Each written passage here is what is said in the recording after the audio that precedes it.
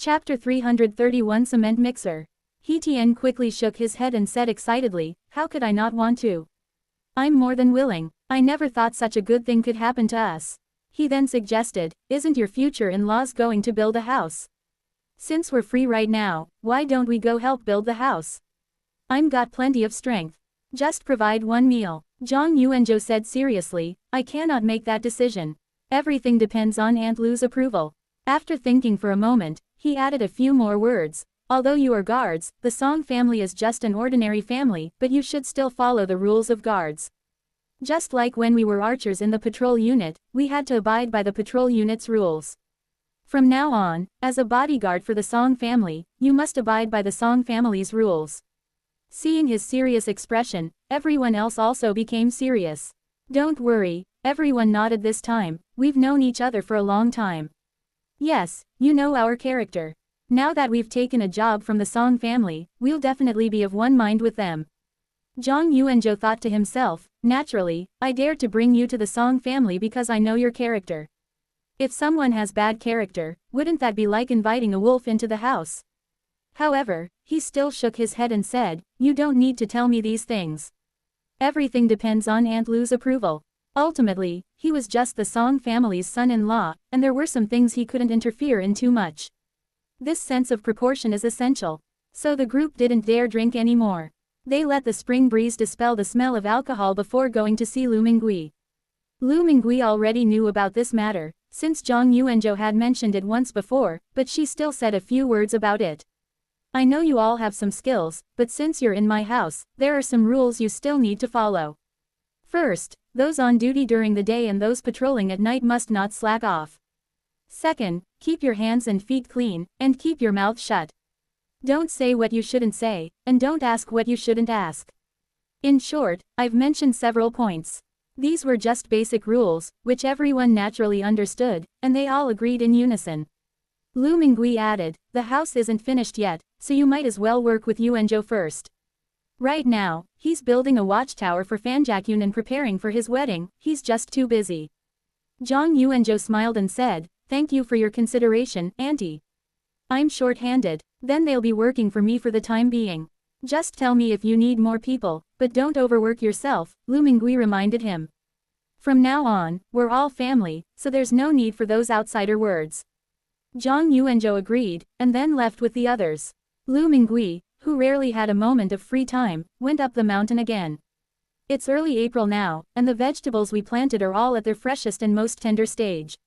In the field, cowpeas, spinach, and cucumbers can all be picked, and the larger peppers are also edible. She gave all the shepherd's purse she had planted to Xu Yong, and she planned to use the chili peppers at Lu Ji restaurant. As for how to do it, he taught Song Xiaoqiu everything. Stir-fried pork with chili peppers, stir-fried eggs with chili peppers, several kinds of dishes. She picked some vegetables before going home. After resting at home for a while, Zhang the craftsman sent someone to invite her, saying that he had found a top-quality large bluestone. Large bluestones are best suited for laying foundations, so an auspicious day was chosen to start construction. After setting an auspicious day, Lu Mingui thought of Lu Yunxi's words again. It was time to ask about the concrete matter. Lu Yunxi had indeed come up with a solution. Grandma, let me take you to see her first. In the suburbs, she rented another warehouse, which was also very large and contained 2 concrete mixer trucks. Lu Mingui looked at the thing called a cement mixer, which was huge and looked like a monster made of steel. The front is the cab, and the back has a cylindrical object placed diagonally behind it. The entire car body exuded a sense of oppression, even the tires were almost as tall as her. When you reach out and touch it, it's frighteningly cold. Lu Mingui felt a little scared and couldn't help but move a little further away. Lu Yunxi smiled and said, don't worry, the car hasn't even started yet. He added, the concrete needs to be stirred continuously, otherwise it will start to solidify in half an hour. We use professional concrete mixer trucks for mixing. All you need to do is bring the mixer truck directly to Daming. Lu Mingui gasped in surprise, so big. How are you going to carry it?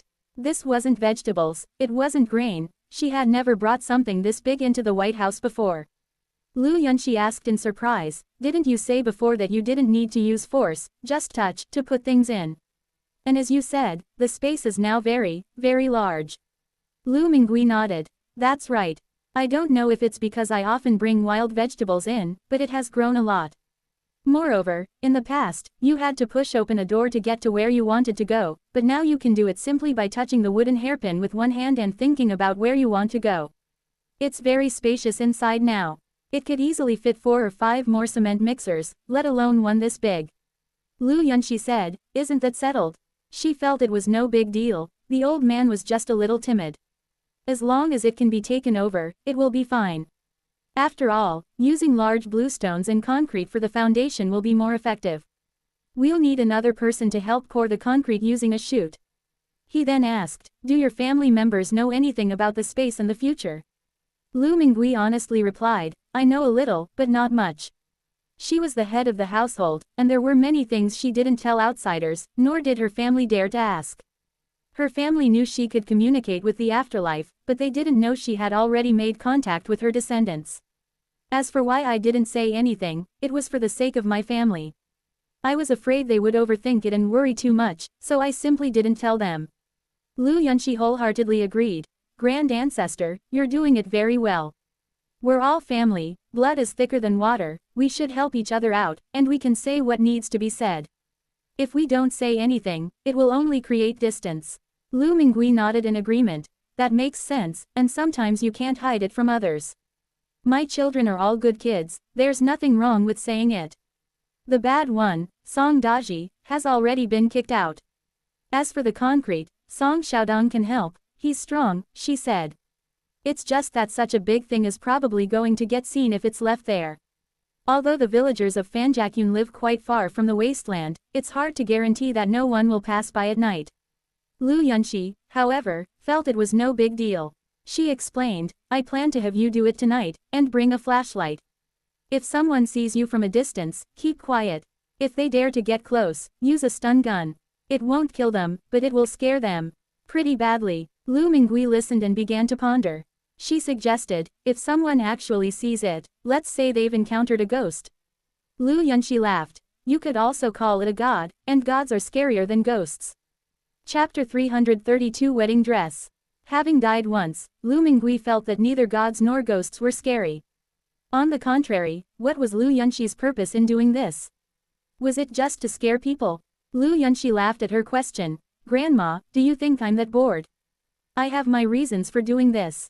Think about it, what does our Lu family have in Suzhou Prefecture?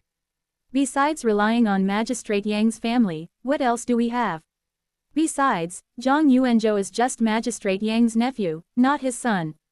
No matter how much he cares, he still has his bottom line. You can still be protected in Chongzhou County, but there is still the government office in Suzhou Prefecture. Even if we encounter a high-ranking official, the Zhang family won't be of any use. If you ask me, in the end, you still have to rely on yourself and your own strength. This talk of ghosts and gods is a current method, at least it can deter the people around us, and no one will come to cause trouble or make a mess in the short term." Lu Mingui suddenly realized, "It seems you'd love for this to be seen by others. It's a good opportunity to scare the people around us." Lu Yunxi quickly denied it. "No, if no one saw it, then let it go. Let's think of another way." As she spoke, she actually took out a flashlight for Lu Mingui. "Look, these are all flashlights, rechargeable. We'll bring it over for lighting. When we were kids, we used batteries. If a family had one flashlight, it was a real treasure." In fact, thanks to the wealth left by Lu Mingui, the Lu family lived a better life than others. However, this generation has helped many others, so even if they have money, they have spent it all. So life was relatively easy, but we still lived frugally. Lu Mingui took the flashlight, looked through it for a while, and quickly found the switch at the bottom of the flashlight. It turned on with a press. Even though it was daytime, the flashlight beam was still quite noticeable. "It's even brighter at night. This is a high-powered flashlight," Lu Yunxi said, picking up the flashlight and holding it to her chin. "We used this kind of light, shining it on our faces at a deathly angle, which was terrifying at night." Seemingly recalling a funny childhood memory, she couldn't help but laugh, and even the usually intellectual and elegant woman had crow's feet around her eyes. Lu Mingui joked, "I never knew you had such a mischievous childhood." Lu Yunxi didn't care about being seen like this by her ancestors. She laughed and said, "Speaking of which, childhood was the most interesting time. I'm happy every day. Back then, my brother and I. She suddenly stopped talking, but Lu Mingui had already heard her and couldn't help but ask in surprise, "You have a younger brother? It seems I've never heard you mention it before." Lu Yunxi shook her head. "There's nothing to mention, it's all in the past." However, she still gave Lu Mingui a general idea. "He is 3 years younger than me. We grew up together when we were little. Later, my parents divorced. My mom took me with her, and my younger brother went with my dad. I haven't been in contact with him for a long time." Lu Mingui sighed. "Now that things are so convenient for you, you don't keep in touch anymore. You can make a phone call. Furthermore, divorce seems to have become quite common in later generations." She thought about it for a moment, but ultimately said nothing.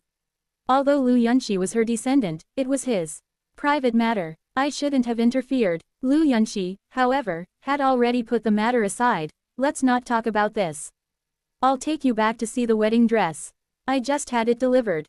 The wedding dress was delivered to Guanlin residence, and the two then drove back to Guanlin residence. Boxes of all sizes were displayed in the living room. Lu Yunxi looked at it, then opened a box. Inside was a set of red wedding dresses, neatly folded. The top was embroidered with cloud patterns and lotus flowers, interwoven with gold and silver threads. The skirt was embroidered with lotus scrolls. The craftsmanship was exquisite, gorgeous and grand. "This is so beautiful." Lu Mingui touched it. It was soft to the touch, yet had a certain weight. She couldn't help but marvel at how many embroiderers it would take to embroider this. How can it be so neat? Look at the hem of the skirt, every stitch is so carefully embroidered. Seeing that she was satisfied, Lu Yunxi was also happy. "Take a look at this one." As she spoke, she opened another box, which contained a complete set of gold and kingfisher feather jewelry, including pearl flowers, hairpins, a pair of earrings, and a pair of gold bracelets. Lu Mingui was taken aback at first, then refused. "How could I let you spend money? How much does this set cost?" "Actually, I've already prepared all the jewelry for Xiao Chu. Compared to the set in front of us, it's still a bit lacking." Hearing her say that, Lu Yunxi refused to say, "Grandma, are we talking about money? Besides, this is something I prepared for Xiao Chu, it's a token of my affection, you can't stop me. With all these, she is the most beautiful bride in the world." After saying that, she sighed and said, "If you don't want it, we don't need a phoenix coronet and embroidered robe for our wedding now. Wouldn't that be a waste? Consider what you've prepared as part of your dowry and include it in the dowry list." Lu Mingui had no choice but to take these things home. That very evening, I called Song Xiaoqiu over and had her try it on. Trying it on is necessary to test the length, fit, and how well the straps are tied. However, one cannot wear the full set, as it is considered unlucky, therefore, one only tries on the dress and does not wear the headdress. She said, "The wedding dress made in the future has been brought back. Try it on, there's still time to make alterations." Song Xiaoqiu immediately blushed and said, "Mother, shouldn't we not try it?" "That won't do," said Granny Huang. "If it doesn't fit, you won't feel comfortable on your wedding day." Lu Mingui then opened the box, and as the wooden box was opened, the candlelight seemed to brighten a bit. "Goodness, which embroiderer made this? This embroidery is truly exceptional. This material is excellent." Granny Huang stared wide-eyed. "I grew up in Suzhou Prefecture and have never seen such a beautiful wedding dress before." Lu Mingui wouldn't tell her that, she only said, "They hired someone from another province, someone you don't recognize." He urged Xiao Chu again, "Try it quickly." Together with Granny Huang, she helped Xiao Chu put on the wedding dress. It fit her perfectly, with the neckline reaching her chin, the sleeves reaching her wrists, and the skirt draping down to reveal only a small part of her shoes, not an inch more, not an inch less. Suppressing her shyness, Song Xiaoqiu turned around, the gold and silver threads gleaming in the candlelight. "Mother, what do you think?" Lu Mingui nodded. "That's perfect, not too fat, not too thin.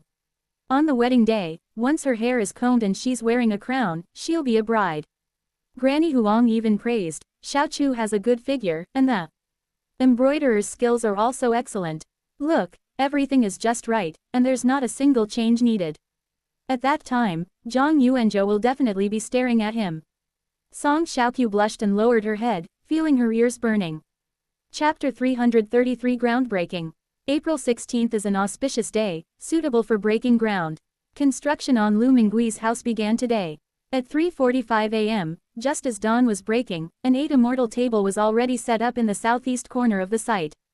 On the octagonal table were 3 offerings: a pig's head, a whole chicken, and a large amount of rice. The incense burner was filled with rice. Lu Mingui held up 3 incense sticks and prayed, saying, "Earth God, we are building a house here today, which has disturbed you.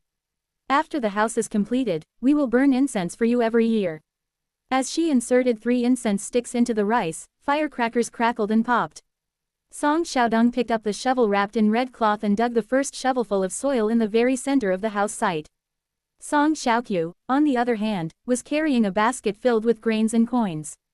She grabbed a handful and scattered it around. He muttered the prepared rhyme: "First scatter the wood of the east, wood generates fire, bringing prosperity to the family business, second scatter it in the south." As the copper coins rolled down, many children in the village bent down to pick them up, creating a lively scene. After the grains and cereals were scattered, Lu Mingui said to Zhang the foreman, "You can move now." Zhang the foreman was very familiar with this routine. He picked up his axe and walked around the 4 corners of the house site, chanting auspicious words as he did so. Lu Mingui looked around and saw that, apart from his own family, many people from Fanjakyun were gathered around watching. This includes curiosity, envy, exploration, scrutiny, and a variety of complex emotions. "It seems we really should do as Lu Yunxi said and make up some stories about ghosts and gods to scare away these people who are spying on us." Then Zhang the foreman started leading his men to work. Lu Mingui then privately instructed them not to prepare the ash and soil, but to prepare it themselves before leaving with her family. "When I got home, I saw a long queue outside Ronghua Pavilion. Most of them were well-dressed young maids queuing up for their masters." Song Xiaoqiu was taken aback. "Mother, why is Ronghua Pavilion so busy today?" Lu Mingui smiled and said, "Do you remember the rose water that Xiaodong brought back last time? It cost 10 taels of silver a bottle." Song Xiaoqiu naturally remembered. She had used it today. Lu Mingui whispered, "Mother has bought more goods. Now there are several more flavors, including jasmine, osmanthus, citrus, gardenia, mint, and lotus." She thought of it the last time she saw rose water. "Now that we have rose water in glass bottles, we can use those glass bottles to sell perfumes and essential oils from later generations. After eliminating those with plastic nozzles, there are still many other options available, all in glass bottles with cork stoppers, and all of them are usable." After discussing it with Lu Yunxi, Lu Mingui launched a perfume and essential oil set option. The 2 kinds were packaged in a wooden box, and they weren't expensive, 5 taels of silver per box. Another type is a wooden box containing 5 small bottles of incense, each only the size of a thumb, with 5 different scents, which would sell for 10 taels of silver. She still always sends a set to Madame Zhang first whenever new products are released. It would please the magistrate's wife and allow him to use her influence for publicity. The shop also has a limited stock, selling only 5 sets per day. That's why people are queuing up. Thinking of this, she walked to the door and looked inside. There were quite a few people inside, and Meng He and the others were selling goods in an orderly manner. Someone shouted, "Hey, you old lady up there, don't try to cut in front of others." Lu Mingui turned around and saw several maids staring at her menacingly. She smiled. Was she afraid of being cut in line? Never mind, let's hurry up and leave, so as not to delay our own business. But someone behind her recognized her. That's the owner of Ronghua Pavilion. "What are you shouting about? Be careful she doesn't have her throw you out." The maids looked at each other in disbelief. Really? She seems like a simple, honest old lady, not at all like a business owner. "I heard her family is really rich." The chattering sounds came from afar, but Lu Mingui didn't hear them. She led Xiaoqiu back. Song Xiaoqiu said with a hint of envy, "I wish there were this many people queuing up at restaurants." Lu Mingui clicked her tongue. "You think you're not tired enough?" She was worried that her daughter would get tired, so she had already arranged for 2 people to help her, since being exposed to smoke and fire every day would be bad for her health. Song Xiaoqiu shook her head. "Not tired? How can making money be tiring? Now that sister-in-law Zhao is helping, she's strong enough to flip the wok. Besides, I don't even need to wash or chop the vegetables, it's just a quick stir-fry, it's very convenient." Her eyes crinkled with laughter. "The most important thing is that I'm happy to see so many people enjoying our food. So, no matter how good the restaurant business is, I don't mind being tired." Lu Mingui then thought of the chili peppers on the mountain. Chili peppers are the best accompaniment to rice and are so irresistible that he immediately took Xiaoqiu to the mountain. "Want business to be good? That's easy. We have new dishes right now. Come on, let me take you to pick some chili peppers. The first batch of chilies is ready to be picked, it's time to add a few new dishes. When the Zhao brothers, who were guarding the mountain, saw them, they surrounded them. Zhao Yuan asked, Grandma Lu, what do you need to do? I'll do it, Lu Mingui said, you go ahead with your work, we'll just pick some chili peppers. The two children then herded the ducks into the river. Song Xiaoqiu couldn't wait to squat down and saw that the bright green, wrinkled peppers were hanging under the leaves, densely packed like lanterns. Mom, these chili peppers are growing so well, there are so many of them. Yes, you can smell the pungent aroma as soon as you get close. Do you think those people can get used to eating this? Lu Mingui pinched the chili pepper, twisted and pulled it, and the pepper, stem and all, fell into her hand. Hearing this, she laughed and said, you might not like it the first time, but you won't be able to put down your chopsticks after the second bite. She had tasted it herself, so her words were naturally convincing. Song Xiaoqiu then asked, what if it's too popular? We only planted about 20 chili pepper plants, just in case we don't have enough to eat later. This child is being silly again, Lu Mingui laughed at her daughter. These chili peppers are just a cover. So that if anyone asks, she can give a reasonable explanation. They said the seeds came from outside and were brought back from the port. She said, if you really want to eat chili peppers, it's more convenient to buy them at the market, where there's a wider variety. We mainly grow vegetables and wild greens on our mountains too. Sell to future generations. This refers to Shuyang. Last time, she tried to give Shuyang the vegetables she grew herself, and to her surprise, Shuyang said they were delicious. He said it tasted even better than the organic vegetables he ordered from outside, and was full of flavor. Lu Mingui was naturally relieved, and the entire hillside was planted with all kinds of vegetables. So the mother and daughter chatted and soon picked enough large peppers. The first batch weighed 3 or 4 pounds, and there seemed to be quite a few more to come. Chapter 334 Sour Plum Drink. Lu Mingui went and cut some more spinach and leafy greens. This land was originally planted with shepherd's purse, which was all harvested in March. The spinach planted here is now at its tenderest stage. Once the spinach is harvested, the tomato seedlings can be transplanted and planted. The tomato seedlings were bought in advance and are still in the White House. Once the tomatoes ripen, restaurants will be able to sell scrambled eggs with tomatoes, tomato and egg drop soup, or cold tomato salad, all delicious and convenient dishes.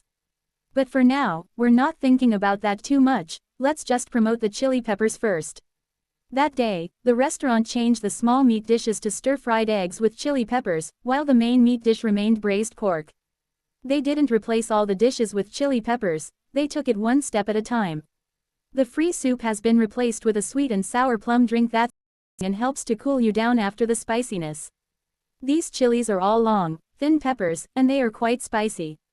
Song Xiaoqiu choked several times while cooking. Lu Mingui then remembered the range hoods from later generations, so he simply took the remaining chili peppers and eggs back and cooked them at Guanlin residence. Having a range hood has definitely made things much better, but my nose still itched for quite a while.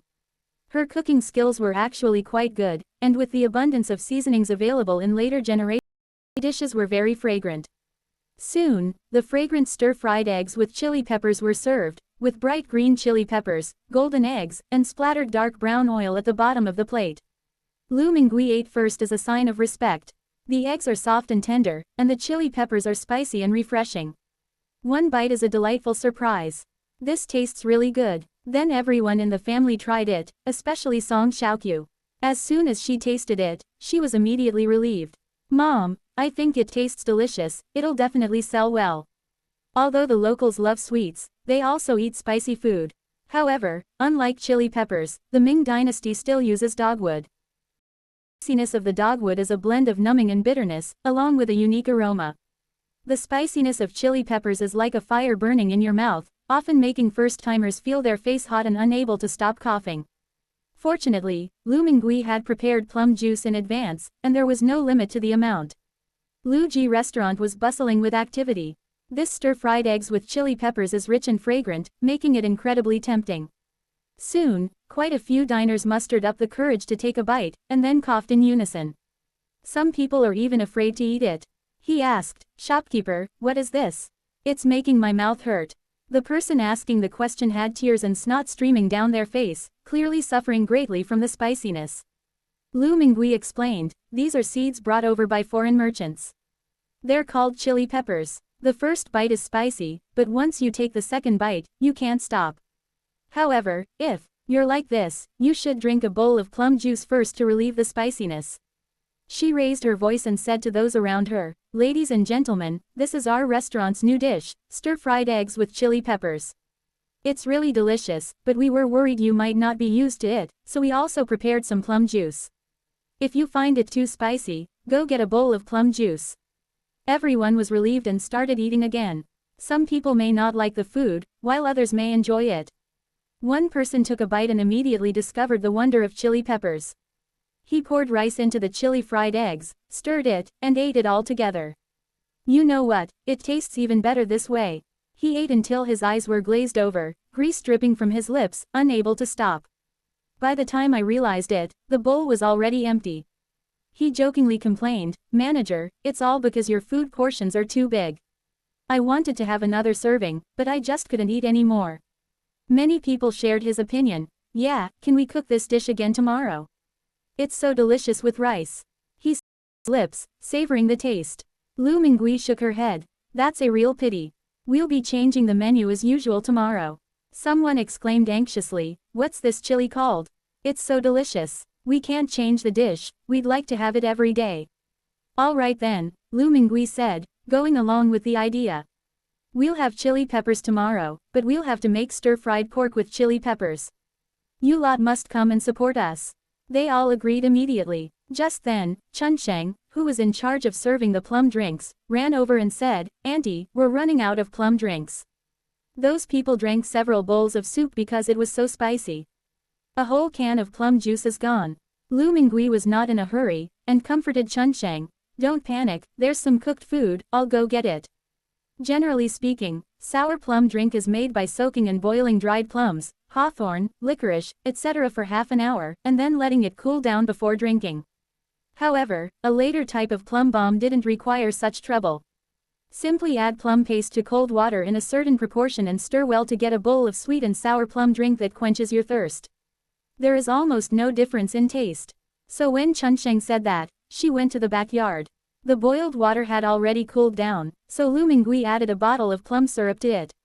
Fearing it wouldn't be cold enough, she also went to Guanlin residence to get some ice cubes to melt in it. Then he took the jar and went to the front.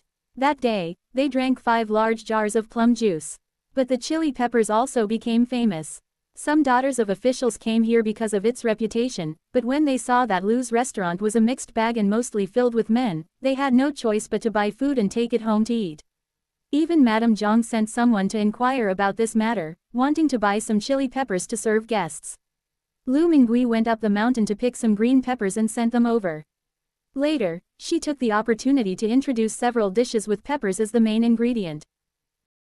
Tiger skin peppers, stir-fried peppers with cured pork, dried peppers with dried anchovies, stuffed green peppers, and dry-fried green peppers. I heard they also make chopped chili peppers and pickled chili peppers. She still has a lot to learn. On the other side, when Captain Ni returned home and learned of the joyous news that his wife was pregnant, he was naturally happy and stayed home with her for a while. Niangzi's pregnancy has stabilized, and the troublesome symptoms from before seem to have disappeared overnight. She now enjoys her food, feels light and refreshed, and has a rosy complexion.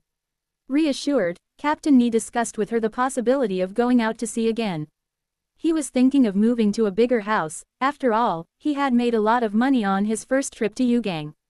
Niangzi also thought that since she didn't need to be accompanied now, she might as well go out a few more times so that she could be by her side when she gave birth. So Captain Ni approached Lu Mingui about the matter again, and Lu Mingui naturally agreed. She also wants to earn money. This time, however, Song Xiaodong cannot go with them. His sister is getting married next month, and he's busy with things both at home and outside. Let Zhangqi, He Tian and the others go with you. They are all archers, and their archery skills are unparalleled. After thinking for a moment, Lu Mingui added, if you see a suitable ship, let me know. Ship owner Ni asked in surprise, you want to buy a ship? Lu Mingui nodded. You only have one seagoing vessel now. If you need to transport porcelain in the future, it won't be enough. I just don't know how ships are bought and sold these days. Captain Ni knew all about these things. Usually, it is a group of people or clans who jointly invest in building ships, or they go to a shipyard to order them. There are ready-made ships, but good ships are hard to come by. Chapter 335 Merchant Guild. Lu Mingui wasn't in a hurry. Keep an eye out for it first, and buy it if it's suitable. If there isn't a suitable one, we'll go to the shipyard to order one. She was interested in forming a merchant fleet, but this required careful searching for suitable ships and suitable personnel. Ship owner Ni readily agreed. Don't worry, Manager Lu, I'll find out the price and everything. He then mentioned his trip to Yugang. I will go to load the goods in 5 days. After agreeing on this matter, Lu Mingui inquired about Rongfaji from him. Now the raw silk from Fanjakyun is ready. During this time, Manager Qian from Rongfaji came again, pressuring the people of Fanjakyun to sell raw silk, but this time, the village head still refused. Just like Lu Mingui said before, if we sell the raw silk cheaply to Rongfaji this time, we will really be targeted by these ruthless people. Now that the village's watchtower has been built, Lu Mingui's abilities are evident to all the villagers. All that's left is to work together and grit our teeth to fight against Rongfaji. Therefore, Fan Lizhang was not afraid. A few days ago, he came to see Lu Mingui, not because he was in a hurry to sell the raw silk, but because he was worried that Lu Mingui would be stuck with the raw silk and have nowhere to sell it. He said, silk merchants and brokers control the waterways and important sections of the road. If the silk farmers were to transport their own silk to sell, they would surely be attacked and looted. Lu Mingui does have connections, but she still wants to learn more about Rongfaji. I'll just ask Captain Ni, he's been in Suzhou for a long time. Shipowner Ni made no attempt to hide it. Rongfa Company, I know it very well. Hearing this, he seemed quite angry. Lu Mingui didn't interrupt him and let him continue. Do you remember the Longcheng Trading Company that I told you about? Let's tell the story in detail. The owner behind Longcheng Trading Company was surnamed Chen. He was from out of town and his family was so poor that they couldn't even afford to eat. He fled all the way to Suzhou Prefecture. He started as a boatman on the canal, and later ran a silk shop, transforming his boatmanship into a trading company. Chen Xingdong is an upright and decisive person who values loyalty. He took good care of all the brothers in the old boat crew. After he switched to the silk business, he fought with the Tai Rong Chamber of Commerce behind Rongfaji for many years, but he always lost. Captain Ni then brought up Rongfaji again. These people are ruthless. Their first step was to convert all mulberry farmers' paddy fields to plant mulberry trees. The second step will force mulberry farmers to borrow money to buy mulberry seedlings, with interest compounding. Regardless of whether the harvest is good or bad, they will have to pay off the debt with raw silk. Once the raw silk hits the market, they'll join forces with the silk brokers to drive down the price, and then the price of raw silk will no longer be in the hands of the silk farmers. The money the mulberry farmers receive is not enough to pay off their debts, and they will only accumulate more debt. Don't even think about selling it to others, the channels are all blocked.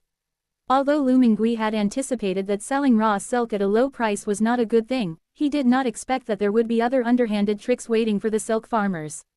She angrily retorted, isn't this driving someone to their death? Isn't that right? Captain Ni shook his head. Actually, these tricks are all things that have been used up elsewhere. The situation in Huzhou is even worse. The government doesn't care. They only care about collecting taxes, and as long as they collect enough, they can report back to their superiors. The two of them sighed in unison. Lu Mingui then asked, your Chen Xingdong couldn't even defeat them. Captain Ni smiled wryly. It's not that we can't win. He was too straightforward and not ruthless enough. In the end, he arrived too late and failed to gain a foothold. Also, he has many men under his command, and he is used to helping others and spending money like water. When it comes to actually needing money, we often find ourselves strapped for cash. Lu Mingui understood. The person was probably all right, but lacked planning skills. It's estimated that Longcheng Trading Company was able to set up its signboard entirely because of its large size. In short, it was both big and poor. Captain Ni sighed. Rongfa Group has long since taken control of all the villages nearby that they could capture. Then, speaking of the man who collected raw silk, he said, this man is certainly bold, but he seems to lack foresight. Who do you think we'll sell the raw silk to? The best way is to have our own fleet, not to be controlled by Rongfaji, and not to sell to surrounding towns, but to transport directly to Yugang and sell to foreign merchants. Having said that, he looked at Lu Mingui and felt that his guesses seemed to have become clearer. He couldn't help but ask, "Manager Lu, could it be that what I guessed is true? Are you the one collecting raw silk?" Lu Mingui neither admitted nor denied it, but asked in return, "If you're so eager to know who's behind this, why haven't you investigated?" Captain Ni hurriedly asked, "Why wasn't it checked? We, the owners of the company, must see who can make Rongfaji suffer a setback." But now Fanjakyun is like an iron barrel, completely sealed off, and villagers are blocking the road at the entrance, preventing people from entering. Lu Mingui reminded, "Some villagers will always want to leave the village. If you can't stop them, ask them." Captain Ni nodded. "Of course I inquired, but everyone said they knew nothing about it. I reckon only Fan Lijang knows, but he's as slippery as an old mudfish, he doesn't get your hands dirty at all. We couldn't find out, and the people at Rongfaji probably couldn't find out either. Right now, everyone outside is saying that Fanjakyun has not found a buyer at all and is preparing to die along with the raw silk." So Rongfaji remained calm and collected, waiting for the people of Fanjakyun to come and beg them. Lu Mingui felt much relieved after hearing this. Fan Lijang kept his mouth shut, so it was worth the money for her to pay the deposit first. It's all Rongfaji's fault for pushing people too hard, he's almost driven the villagers to their deaths. Having given them a way to survive, these villagers will surely seize the opportunity. She said, "It seems you don't believe the people of Fanjakyun are just waiting to die." "Of course I don't believe it," said Captain Ni, who had experienced hardship. "Who would want to die if they could live? The people at Rongfaji believe it because they have been in a position of power for too long. More often than not, it's about not taking human life seriously. So, Manager Lu, if you have the money, you might as well buy up all the raw silk from the surrounding villages. Let the people of Rongfa know that they are not the only ones who are in charge in this world.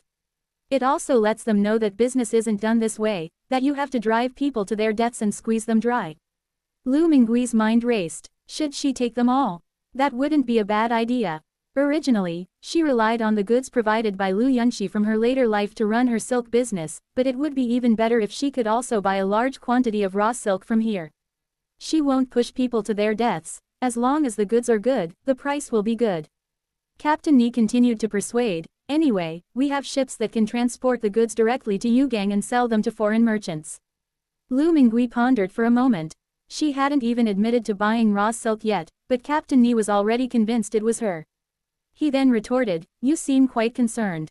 Then why doesn't Longcheng Trading Company come forward to collect silk? Under those circumstances, as long as the price is reasonable, the people of Fanjakyun would definitely be willing to sell."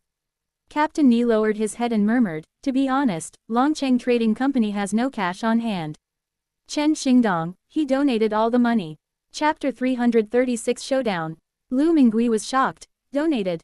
Where did it go?" The boat owner, Ni, explained. His family was originally from Qingjian County in Yunnan Prefecture, where famines were common. He fled to Suzhou Prefecture, made a fortune, and often bought grain to transport there and set up soup kitchens to provide disaster relief. Don't underestimate this simple act of distributing porridge. Food is expensive over there, so we have to buy it from here and transport it over. There are many places to be careful of along the way, including officials, bandits, and civilians." He chuckled bitterly. What kind of situation is this? Doing good deeds and still having to bribe officials at all levels. Otherwise, the refugees won't even have a sip of thin porridge.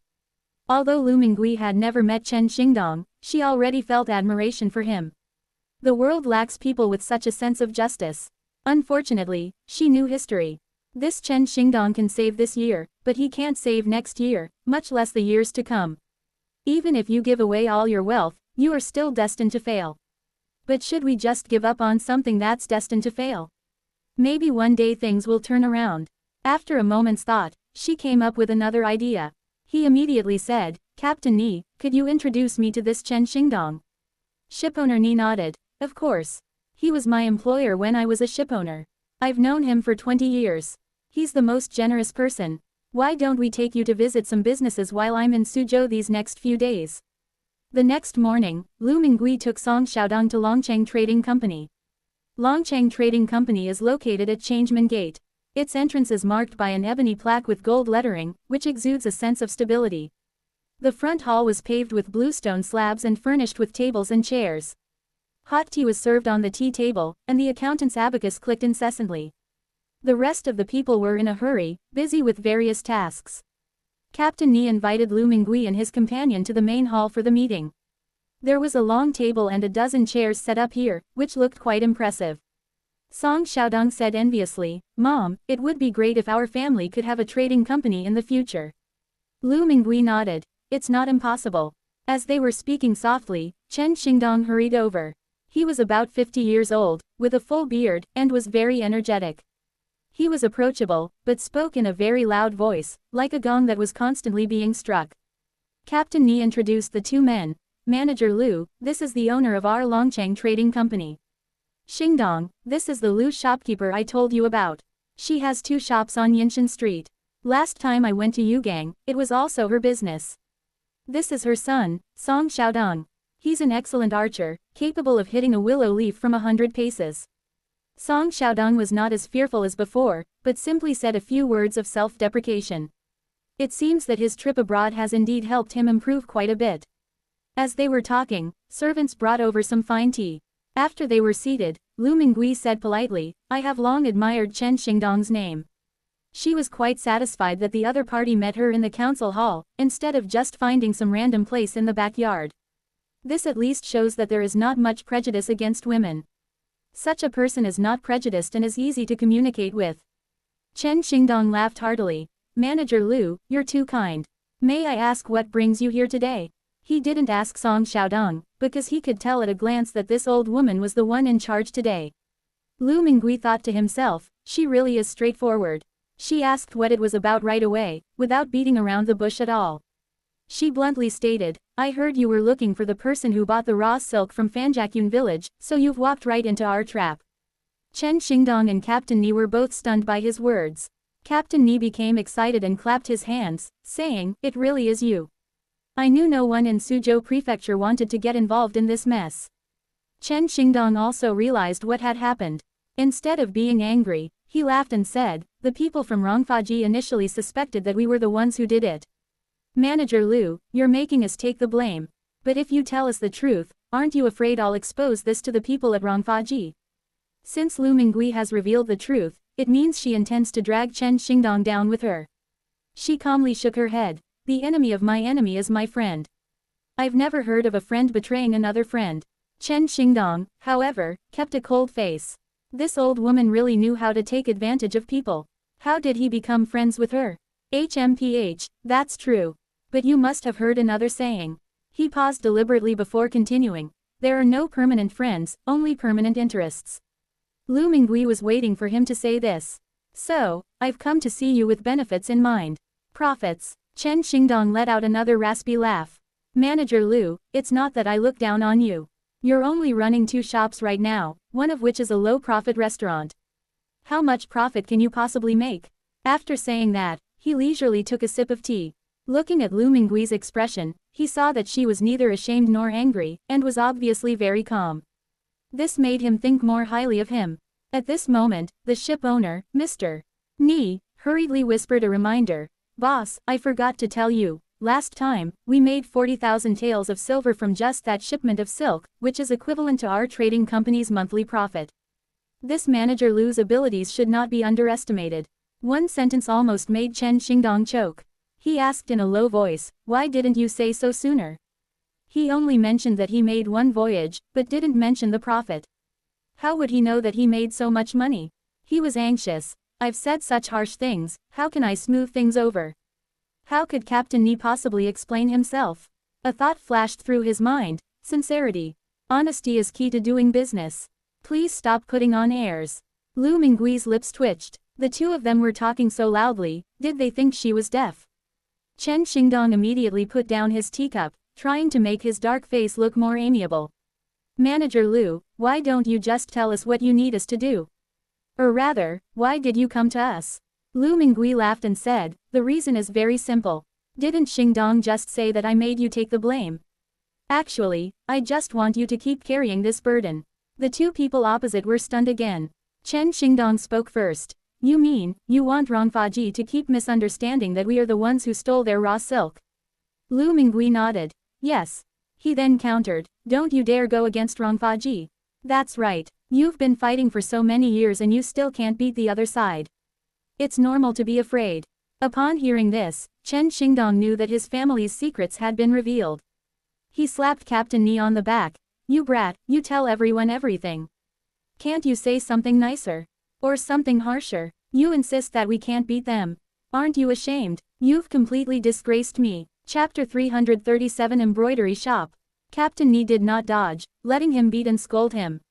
The two of them were beating each other like a father and son, but judging by their ages, Chen Xingdong could indeed have fathered Captain Ni.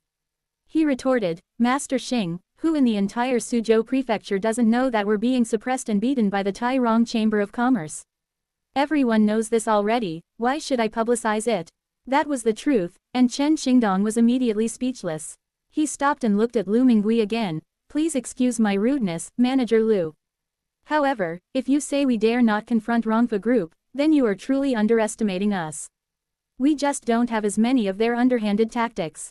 He wanted to earn money, and his main purpose was to help the poor in his hometown. But what was the point if he had to earn this money by exploiting? Lu Mingui wholeheartedly agreed. Rongfa is indeed despicable. You are not on the same side as Rongfa. That's why I came to you. She looked at the two of them and said seriously the purpose of her trip. You have people, while I have goods and money. Why don't we cooperate? That way we won't have to worry about bringing down Rongfa Group, and we won't have to worry about not being able to gain a foothold in Suzhou Prefecture. The point is to cooperate, not to seek asylum, so both sides are equals. Chen Xingdong leaned forward and stared at her. Manager Lu, aren't you afraid we'll have bad intentions if you so bluntly say you have money? Lu Mingui naturally knew his character and that he wouldn't do such a thing, which is why she sought cooperation with him. However, instead of flattering Chen Xingdong, she clapped her hands with a smile and said, this old woman also has some skills of her own. With something to rely on, there's nothing to be afraid of. Chen Xingdong glanced at Song Xiaodong and thought that Lu Mingui meant that Song Xiaodong was good at martial arts, which was why she had something to rely on. Little did they know that Lu Mingui was relying on the White House, and the pistols, crossbows, electric batons, and pepper spray inside. He paused for a moment before saying, if that's the case, why did you come to us? Lu Mingui frankly admitted. Firstly, even if I have someone to rely on, I still need more manpower because two fists can't fight four hands. Secondly, they couldn't stand what Rongfa was doing and wanted to steal their business. Thirdly, she paused, I heard that you have been transporting grain for disaster relief. Actually, my family also fled from a drought-stricken area. Your hometown is also suffering from disaster, so we are in the same boat. If one day I can help my fellow villagers have enough to eat.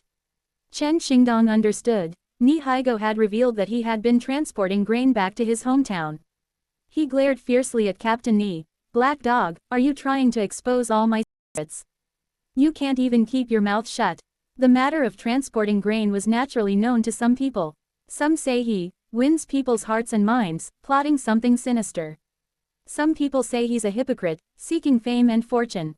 Only he knows that he doesn't want anything, so what would he want? Those villagers were so hungry they didn't even have the strength to hold a bowl. What could he possibly be after? He just didn't want to see all the people in his hometown die. Lu Mingui was surprised to find that Captain Ni's real name was Black Dog. She quickly picked up her teacup and covered the smile on her lips. Song Xiaodong pinched her thigh until it turned purple before she could stop laughing. No wonder Captain Ni has such a dark complexion, he also has such a name. Captain Ni didn't seem to care, retorting, Manager Lu is a trustworthy person, he said what he said. I haven't told anyone else about this. Chen Xingdong seemed to have completely let his guard down, and said nothing more, nor did he make a move against Ni Chuan. He simply cupped his hands to Lu Mingui and said, Manager Lu, since that's the case, you trust me, and I trust you too. Let's talk about cooperation. I wonder what Manager Lu plans to do. What can my brothers do? Lu Mingui said, I was thinking that since we've already taken the raw silk from Fanjakyun, we might as well take the raw silk from the other villages around here as well. In short, having too many lice doesn't make you itch, and having too much debt doesn't make you worry. Chen Xingdong hadn't expected her to think that way. He had originally thought that Lu Mingui was afraid of offending Rongfa and being retaliated against, so she came to seek protection. Unexpectedly, what she was thinking was to further confront Rongfa. Aren't you afraid? Chen Xingdong didn't expect that an old woman like her would have such courage, and couldn't help but ask. Lu Mingui frankly said, of course I'm afraid, how could I not be? Everyone says that Rongfaji is ruthless. But I'm a businessman who does business honestly. It's no wonder I'm scared when I encounter such filth. But if I want to acquire raw silk, I will inevitably have to confront them. Fear is fear, but we can't hide from it. She had already thought this through. It wasn't something that could be solved by hiding, and she had to face it. It would be best not to implicate the restaurant and the cosmetics shop, so it would be good to have someone do the work in front of you while you can stay hidden in the back. Chen Xingdong is clearly an excellent candidate. Chen Xingdong listened and found her somewhat admirable. He nodded. Since you don't lack money, then we'll start collecting raw silk tomorrow. Whether it's Wu County or Changzhou County, take over everything you can. Lu Mingui added, collecting raw silk is only the first step. Raw silk is inexpensive, so it's more valuable to weave it into silk fabrics. Manager Lu, Captain Ni interjected, do you mean you still want to open the embroidery shop? Lu Mingui nodded. Of course. Think about it, from planting mulberry trees and raising silkworms, silk, and then to weaving and forging, if we do it all ourselves, wouldn't we no longer be subject to the constraints of others? Besides, we also have merchant ships that can transport the goods directly to Yugang to sell. If we build large ocean-going ships in the future, we can travel the world like Zheng He did. So we can go directly to the Portuguese and sell to the locals without going through foreign merchants. At that time, not only Suzhou Prefecture, but the whole world, including the foreigners' territories, will be ours. She added, don't overthink what I mean by doing business. But Chen Xingdong and his group had clearly overthought things. His expression shifted. This manager Lu was even more ambitious than he had imagined.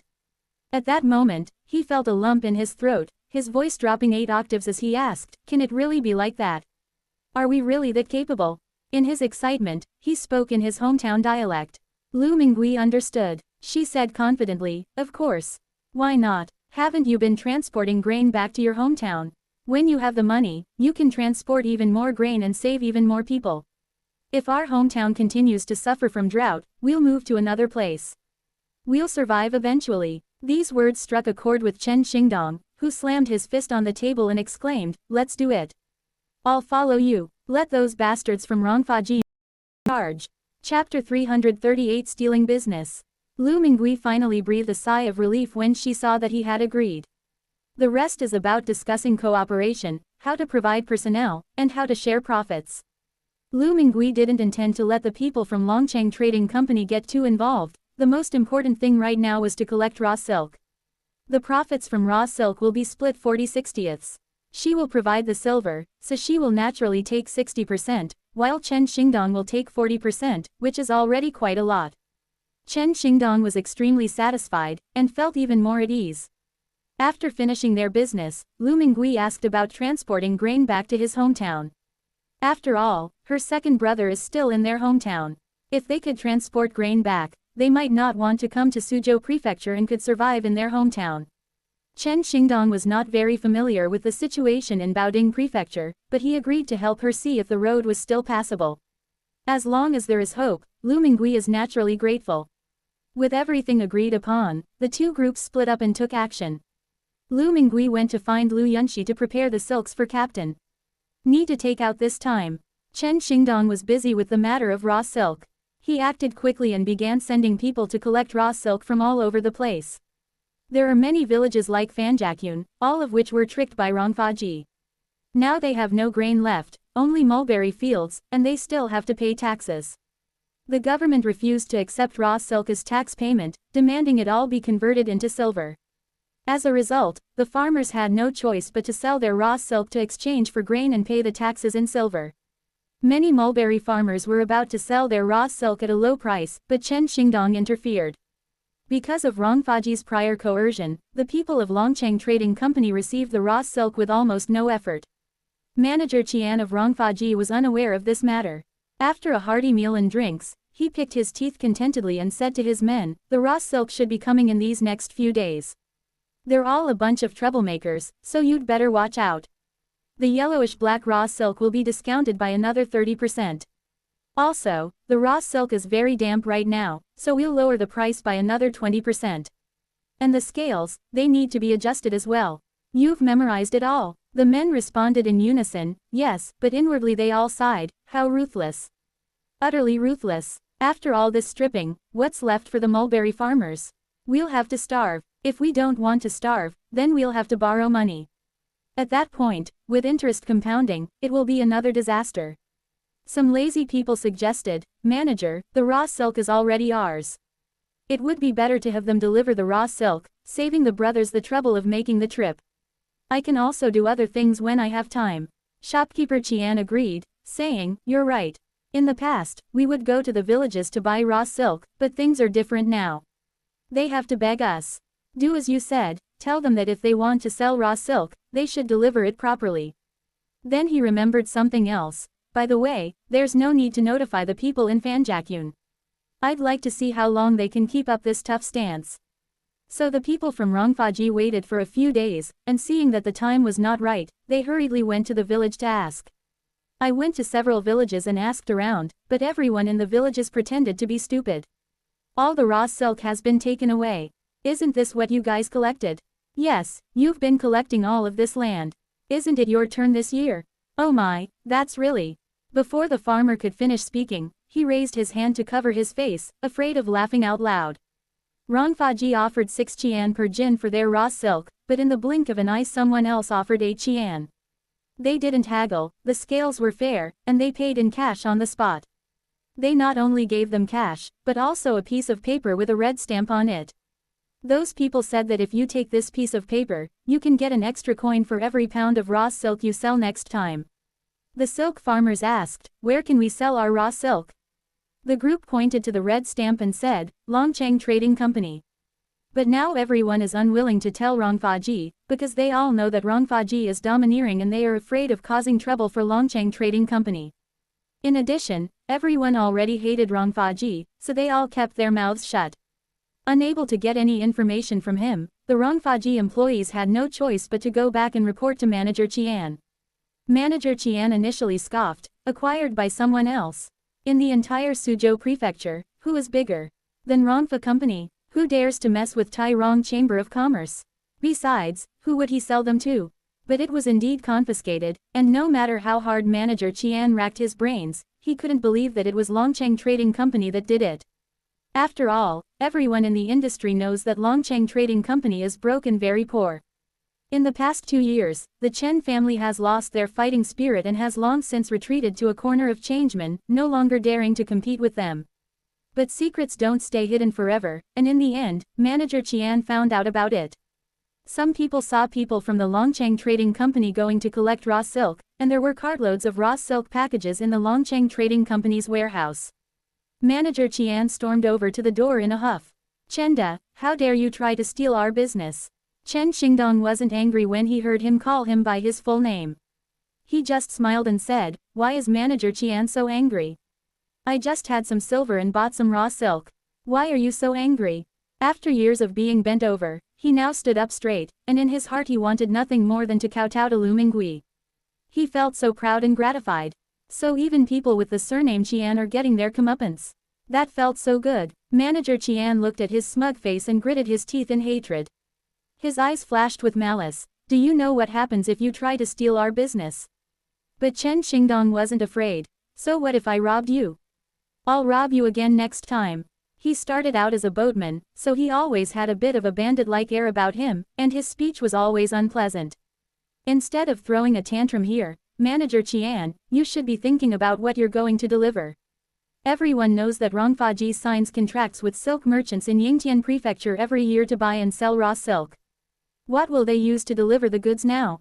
Manager Qian thought of what was written in the contract. It was agreed that 2,000 caddies of top-quality fine silk would be delivered before May 20th of this year. Failure to deliver by the deadline would result in a penalty of 3 times the deposit. 3 times. That means losing several thousand taels of silver. If we can't deliver the goods this year, we'll lose our credibility.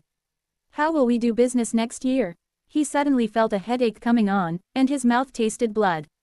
There was nowhere else they could stay, so they had no choice but to leave hastily with their people.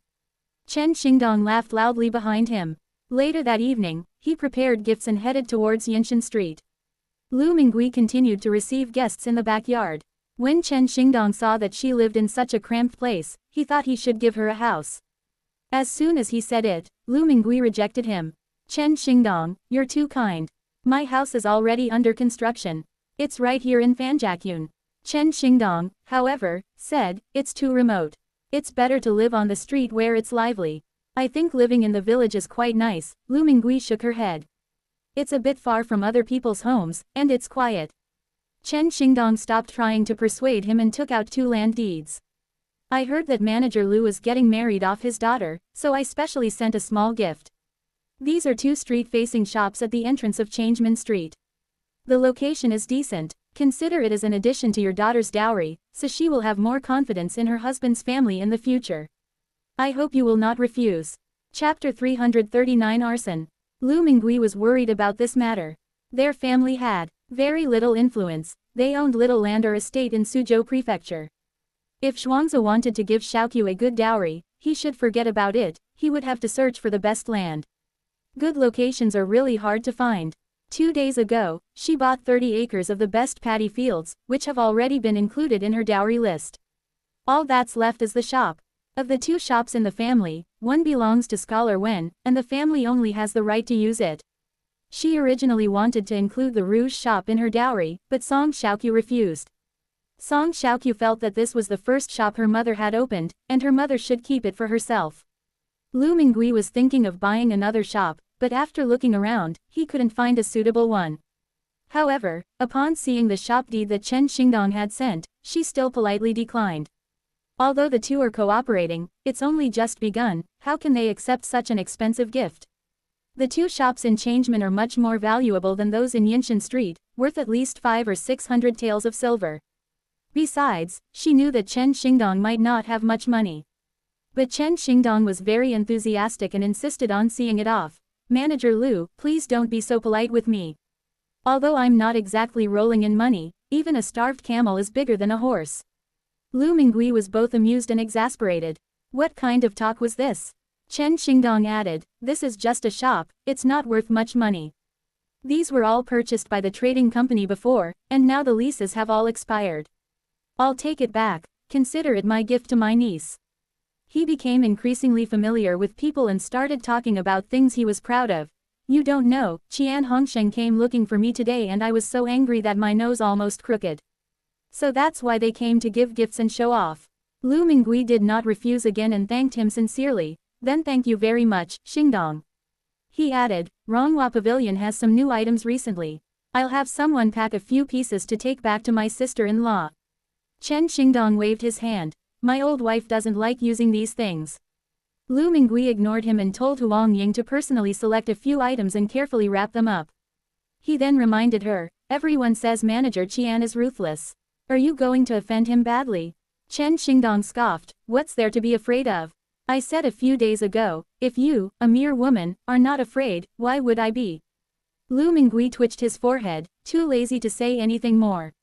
Besides, Chen Xingdong isn't the kind of person who acts rashly without thinking, so she doesn't need to worry about him.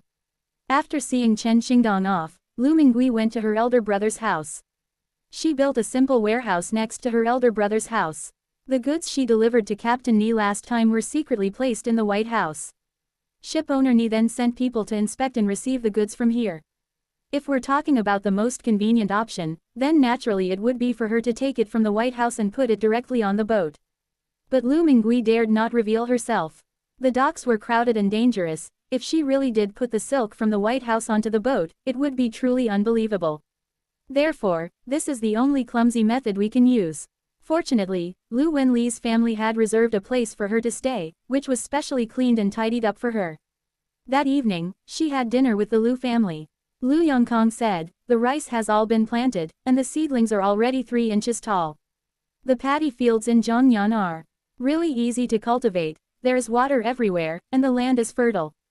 Lu Wenli then spoke of the fruit trees on the mountain. The loquats are almost ripe, there have been quite a few this year. The peach and bayberry trees have blossomed a lot, so I estimate there will be plenty of fruit this year. Little sister, this mountain was a great buy. Lu Mingui nodded. That was just a coincidence, we haven't been able to buy them since. I asked several companies, but they either didn't want to sell or they wanted too high a price. After chatting for a while, the group asked about Song Xiaoqiu's marriage. Lu Mingui said everything was fine. They chatted and laughed like this until they finished dinner, and then they all went to rest. Lu Mingui rested until midnight, and only after everyone in the family had fallen asleep did he get up and go to the warehouse not far from the courtyard. She didn't want to alert anyone, so she acted somewhat furtively. But as soon as she stepped out of the courtyard, in the dim moonlight, she saw two more figures, even more furtive and even lewd than her. This person doesn't look like a good person at all. Lu Mingui didn't dare to take any further steps, nor did she dare to shout out. Does anyone know who these two people are? If she were to call for help in a moment, she would be dead. Taking advantage of her familiarity with the terrain in front of her elder brother's house, she crouched down and hid. The two men were each holding something, but they were too far away to see clearly. It wasn't until they opened their objects that Lu Mingui could smell a faint scent of tung oil in the wind. So, these two are planning to set a fire. Lu Mingui's mind raced. After considering the pile of self-defense items in the White House, she finally chose the pistol and crossbow. The pistol crossbow is the most useful. At this distance, hitting those two shouldn't be a problem. The others each have their drawbacks. The bow and arrow are too big, pepper spray depends on the wind direction, and the stun gun needs to be close to the person. The two men had already spread tung oil around the warehouse, and the tinderbox had been taken out. The fatter man said, "Brother, if we burn down this warehouse this time, it will be a great achievement." The other person's voice was sinister. "Of course. I've inquired, and the person surnamed Ni picks up the goods here. We'll burn his goods, then let's see what he'll sell. He'll end up like our manager. It's a pity that there are always people here during the day, so we can't find out exactly how much cargo is here." The fat man said, "No matter how much stock they have, there won't be a shortage. After all, if the man surnamed Ni wants to fill a ship with goods, they must all be here. They've all been set on fire, there's no mistake. Let's get started." As the two were talking, Lu Mingui's pistol and crossbow were already prepared, and she naturally showed no mercy. "They've come knocking on our door, they're even going to set them on fire, how can we show them any mercy? Isn't that stupid? Just imagine, this time it was the warehouse that was burned down, what if next time it's the bedroom? These people want her dead, so she naturally has to strike first." She raised the crossbow to eyebrow height, and without hesitation released the safety, making a slight click that went unnoticed in the wind. Immediately, he pressed his index finger on the trigger, and the crossbow fired a short, sharp shot as the arrow flew toward the man's chest. The distance wasn't far, about 20 meters, and the arrow was extremely fast, reaching the man almost instantly. Before the man in black could react, his legs began to sway. And he lost his balance and fell to the ground. Lu Mingui was amazed. This crossbow was indeed very useful. Compared to bows and arrows, it was much lighter and required less effort. It also has a sight, which greatly improves accuracy. The other man was taken aback when he suddenly lay down on the ground. He then put away his tinderbox and muttered under his breath, "What are you doing? Drunk? Don't sleep here." As darkness fell, he didn't notice the short arrow lodged in the chest of the fallen man, and said impatiently, "Are you trying to slack off? Hurry up, let's finish this and head back." After cursing a couple more times, he finally realized something was wrong. He bent down to check, but exposed his back. Chapter 340 Foundation. Now is the time. Lu Mingui aimed his second arrow at him. After another short bang, the second person felt a sharp pain in his back and turned around in disbelief, looking in Lu Mingui's direction. Lu Mingui thought his shot wasn't accurate enough and hadn't killed the man instantly, so he was about to fire another arrow when the man suddenly fell backward and crashed to the ground. It only kicked its two legs a few times on the ground, and then fell silent. Both of them died. Lu Mingui put down the pistol and crossbow, but his hands were trembling and his heart was pounding. It's impossible to say I'm not afraid.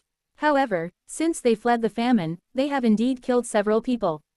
Thinking of this, Lu Mingui sighed.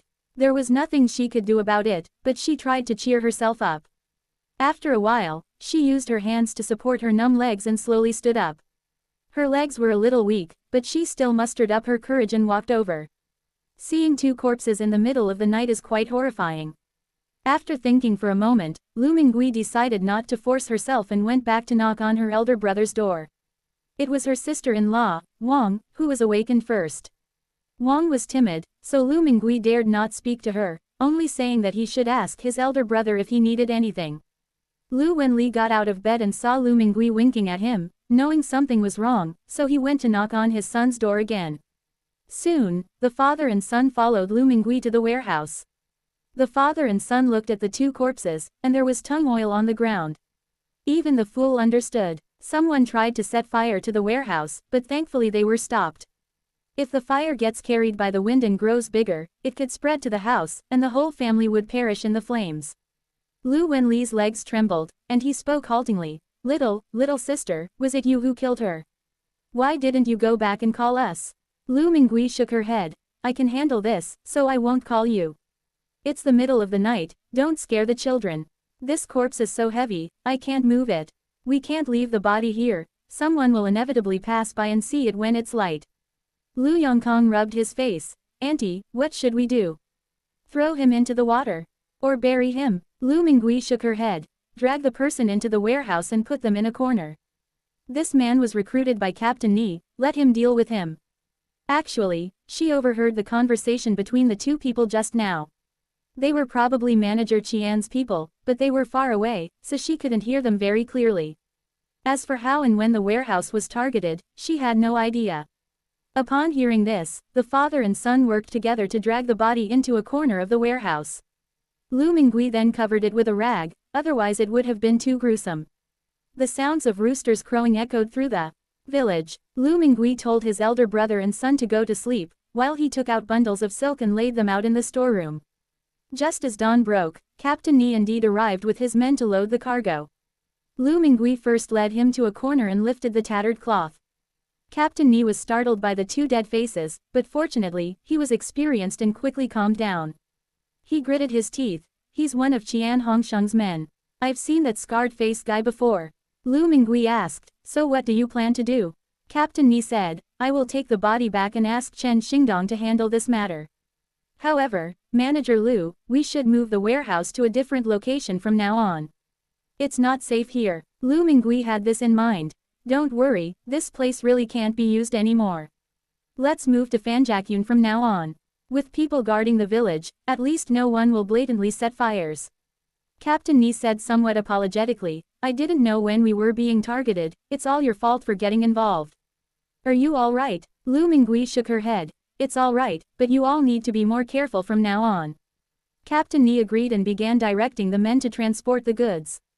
As for how Chen Xingdong would negotiate with Qian Hongsheng after taking the body, Lu Mingui had no idea. She had already removed the arrows from the corpse.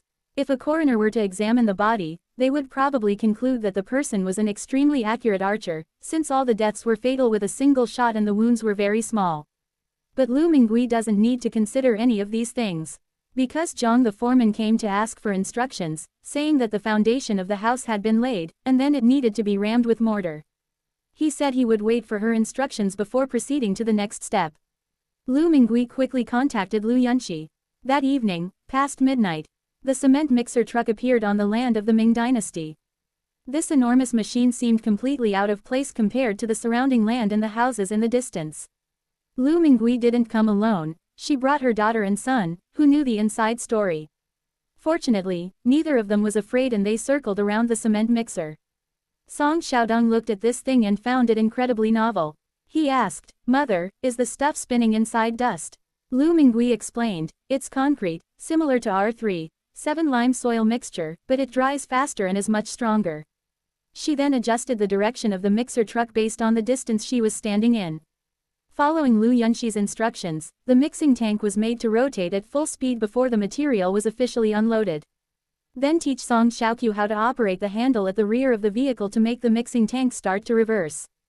At this time, the concrete will slowly flow out and remain in the pit where the ground piles have been driven in. He and Song Xiaodong used shovels to level the concrete. The process was a bit rough, but the result was quite good.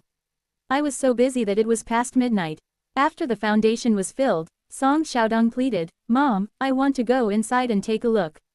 He was referring to the driver's cab. Lu Mingui went with him. She and Song Xiaoqiu walked around the homestead but didn't see anything suspicious. Inside the driver's cab, Song Xiaodong looked on with curiosity, touching and fiddling with things. Suddenly, 2 bright lights shone out and shot straight into the distance. He was startled. What was that? Why was it so bright? It was even more dazzling than the sun in broad daylight, illuminating the darkness ahead. Completely. Good heavens, please don't let anyone see this. He panicked, looked down, and tried to turn it off. But then, something unexpected happened, and suddenly, a huge loudspeaker blared, deafening everyone. It felt like you could hear the noise from 10 miles away. Lu Mingui wanted to stop it, but then she remembered Lu Yunxi's words, which suggested using ghosts and gods. He simply covered his ears and listened for a long time before finally calling Song Xiaodong down. The sound kept going on, and they had no idea what they had touched. Lu Mingui had no choice but to take the cement mixer back to the White House, then take it out of the White House and return it to Lu Yunxi. Lu Yunxi saw the cement mixer truck with its high beams on and its horn blaring, and laughed so hard she couldn't straighten up. She said, "The car horn is supposed to be pressed down to keep it on, but there might be something wrong with this car. I pressed the button, but it didn't bounce back. You can go back and get busy. I need to clean the inside of the tank to prevent it from getting stuffy." Lu Mingui had other things to do, so he nodded and quickly returned to Daming. Chapter 341 Spirits and Monsters. Song Xiaoqiu and Song Xiaodong were still standing there in a daze when Lu Mingui appeared and pulled the two siblings towards the riverbank. There was a makeshift hut there where they could rest until dawn. The commotion had indeed attracted the attention of the villagers. The news spread like wildfire the very next day at dawn. The villagers of Fanjiakyun gathered together. Someone said mysteriously, "Last night, I was sound asleep when I was woken up by a clap of thunder. That sounds absolutely terrifying. I didn't even dare to go out and take a look." One of the men said, "I saw it from a long way off." These words immediately aroused the curiosity of the other villagers. "Fan Daden, you really watched it? What did you see?" Fan Daden, though now timid, turned pale as he recalled what he had witnessed. "I saw a monster in the distance, which looked like a small mountain, lying on the house that manager Lu bought. His two eyes are as big as two iron pots, and the light in them can blind a person. I only glanced at it, and my eyes still hurt. And that so-called thunderous sound, it's not thunder at all, it's the cry of that monster." As he spoke, he shuddered, as if he had remembered something. He added, "Right, not one, but two. There was another spirit that hadn't opened its eyes or made a sound, it just lay there. They're too far away for me to see clearly, but I guess they're a male and a female. The one squawking the loudest is the male, just like the chickens we keep at home. The rooster crows while the hen stays in its roost." Some people listened with repeated exclamations of amazement. Some people even praised him, saying, "No wonder he's the bravest person in our village, he even knew they were a male and a female." Fan Daden waved his hands repeatedly. "I wouldn't dare say that, my legs are still shaking. Next time the sky falls, I won't leave the house and won't join in the fun. To be honest, it's that piece of land that's strange. Everyone said it was a place where no one would have a son, but it turns out there are spirits here. Isn't that why no one would have a son?" Fan Lizhang also arrived, and he said, "Stop making a fuss here. If there really are any monsters or spirits, we must tell Manager Lu immediately that we can't accept this land." Lu Mingui then appeared outside the crowd and asked, "Village head, what kind of land can't we take?" When everyone saw her arrive, they all started talking at once about what happened last night. "Manager Lu, you've finally arrived. There was a monster on your land yesterday." "Yes. We saw it with our own eyes, it was terrifying. Just now, only Fan Daden saw it, but in the blink of an eye, many people claimed that they had seen it with their own eyes." Each of them spoke with great conviction and detail. If Lu Mingui hadn't known what was going on, she might have actually thought there were some kind of spirits or monsters. It seems that this is how rumors spread. Lu Mingui smiled and said, "Then why don't we take advantage of the crowd and go take a look together? Let's see if that monster is still there." The villagers looked at each other, somewhat hesitant to go. Finally, Fan Lizhang was the first to nod. "Let's go, what's there to be afraid of with so many people?" Yes, in broad daylight, monsters certainly wouldn't dare to harm people. A large group of people walked south of the village. From a distance, there were no spirits or monsters on the homestead, only the bluestone or timber prepared by Zhang the craftsman. Fan Daden was the first to run forward, pointing to the spot where he had seen the spirit last night, and said, "It's right here. The monster was lying right here yesterday." After he finished speaking, he stared at the ground and saw a deep mark there. "Look, these are the footprints of the spirit." He counted. 1, 2, 3, 10. "It has 10 legs." He trembled violently. "What kind of monster is this? It has 10 legs, and the patterns are so strange." The others panicked when they saw the huge footprint. Lu Mingui looked at the tire tracks and didn't know what to say. Unknown creatures naturally inspire fear, especially given Fan Dayton's previous statements, in which he confidently claimed to have personally witnessed spirits and monsters. So the tire marks left by these tires are indeed frightening. It's a pity that she originally discussed with Lu Yunxi about pretending to be a ghost or god, but now she's become some kind of monster. Fortunately, the result was the same. They can all scare people. Seeing this, Fan Lizhang hurriedly advised, Manager Lu, since spirits have appeared here, it is not advisable to disturb the earth any further. If we force construction here, I'm afraid our family will not have peace in the future. Shopkeeper, you might as well find another good location. Lu Mingui looked troubled. But I've already bought this land. The craftsman has been found, the deposit has been paid, and even these cedar trees were painstakingly sourced at great expense. Fan Lizhang was speechless. Yes, Manager Lu had spent a lot of money on this house. They might have emptied their savings. She continued, besides, there were no unusual phenomena on the day the ground was broken up, which means that this monster will not harm me. In that case, I'll settle down here. All things have a spirit, so let's exchange sincerity for sincerity. Just then, Zhang the foreman arrived with his craftsmen. When he saw so many villagers gathered around, he asked out of curiosity, and that's how he learned about the spirits and monsters. Zhang the craftsman had seen this kind of thing before. There really were strange occurrences. He originally wanted to offer some advice, but his attention was drawn to the concrete in the foundation. He immediately squatted down and pressed it with his hand. It was so hard he couldn't press it down, harder than a rock. Manager Lu, what is this? Before Lu Mingui could answer, he said in surprise, yesterday there were only large bluestones, and today the foundation has been laid. Logically speaking, you should use loess, lime, sand, and glutinous rice paste, tamping it over and over again, and drying it layer by layer. It will take at least 10 days to half a month to lay the foundation. How could it have been accomplished overnight? As he spoke, he looked up at Lu Mingui and asked, Manager Lu, what is this? Did you make this? Lu Mingui shook her head. How would I know about this? I just got here too. I was originally planning to discuss the foundation work with the foreman today, but who knew it would turn out like this? She seemed even more bewildered than Zhang the foreman, appearing to know nothing at all. Fan Lizhang looked around, then suddenly slammed his cane into the ground and said, I understand. It must have been the monster from last night. His eyes gleamed, clearly very pleased with his discovery. Manager Lu, Foreman Zhang, think about it, you've accomplished in one night what would take us mortals half a month to do. Besides spirits and monsters, who else could do that?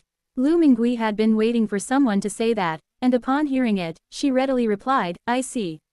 Fan Dayton then asked, could this spirit be a good one? Fan Li glared at him, whether it's good or bad is none of your business. We've lived in this village for so many years and have never heard of or seen any spirits or monsters. But Manager Lu had just bought the land and was preparing to build a house when a spirit came to his aid. What does this mean? This proves that we are not destined to be with spirits and monsters. He spoke in a cold voice, warning the villagers, from now on, do not come here casually, lest you offend the spirits. Hiss, no, we can't call it a spirit or monster, maybe it's some kind of deity. Fan Dayton muttered, what kind of deity has 10 legs and lies like a toad? More like a toad monster. He muttered to himself, but didn't dare say it out loud. Chapter 342 Song de Hai.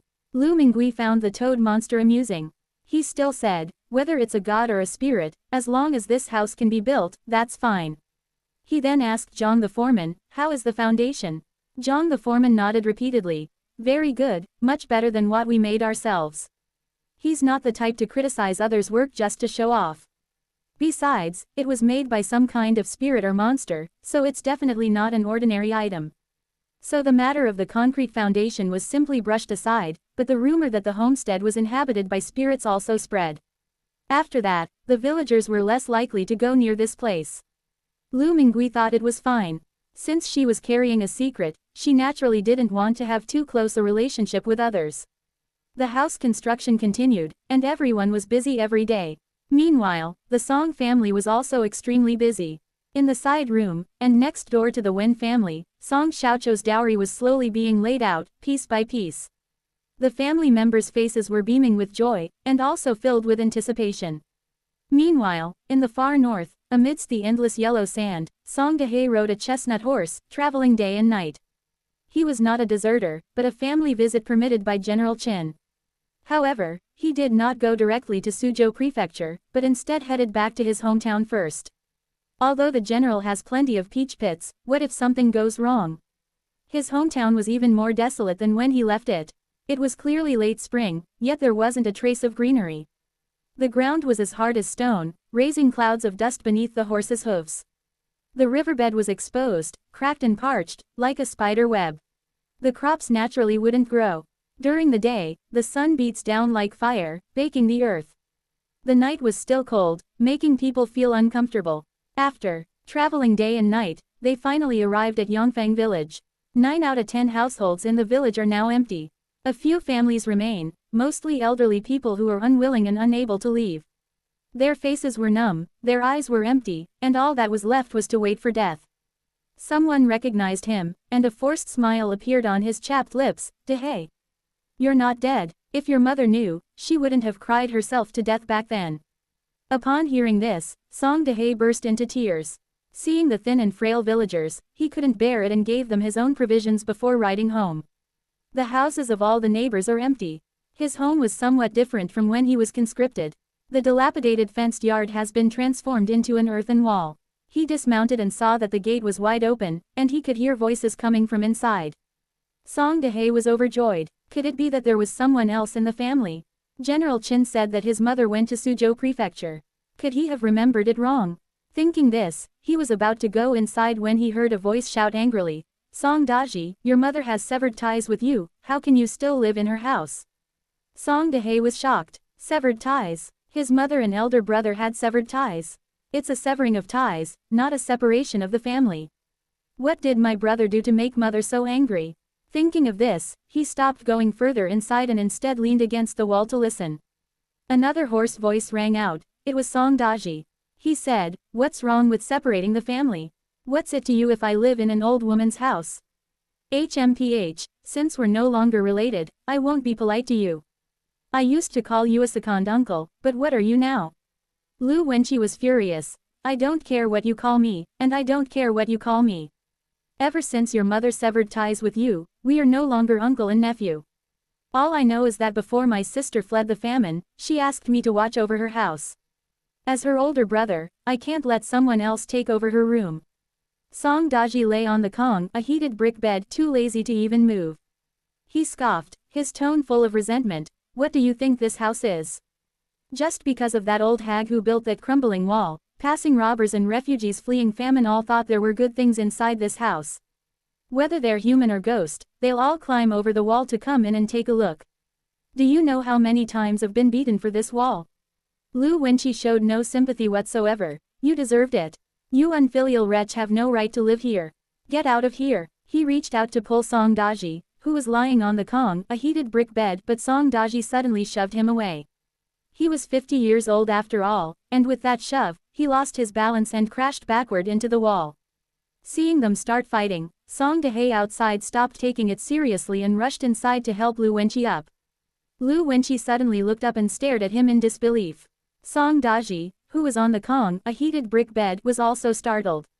He shrank to the corner of the kong in a panic, crying out, Song Dehei.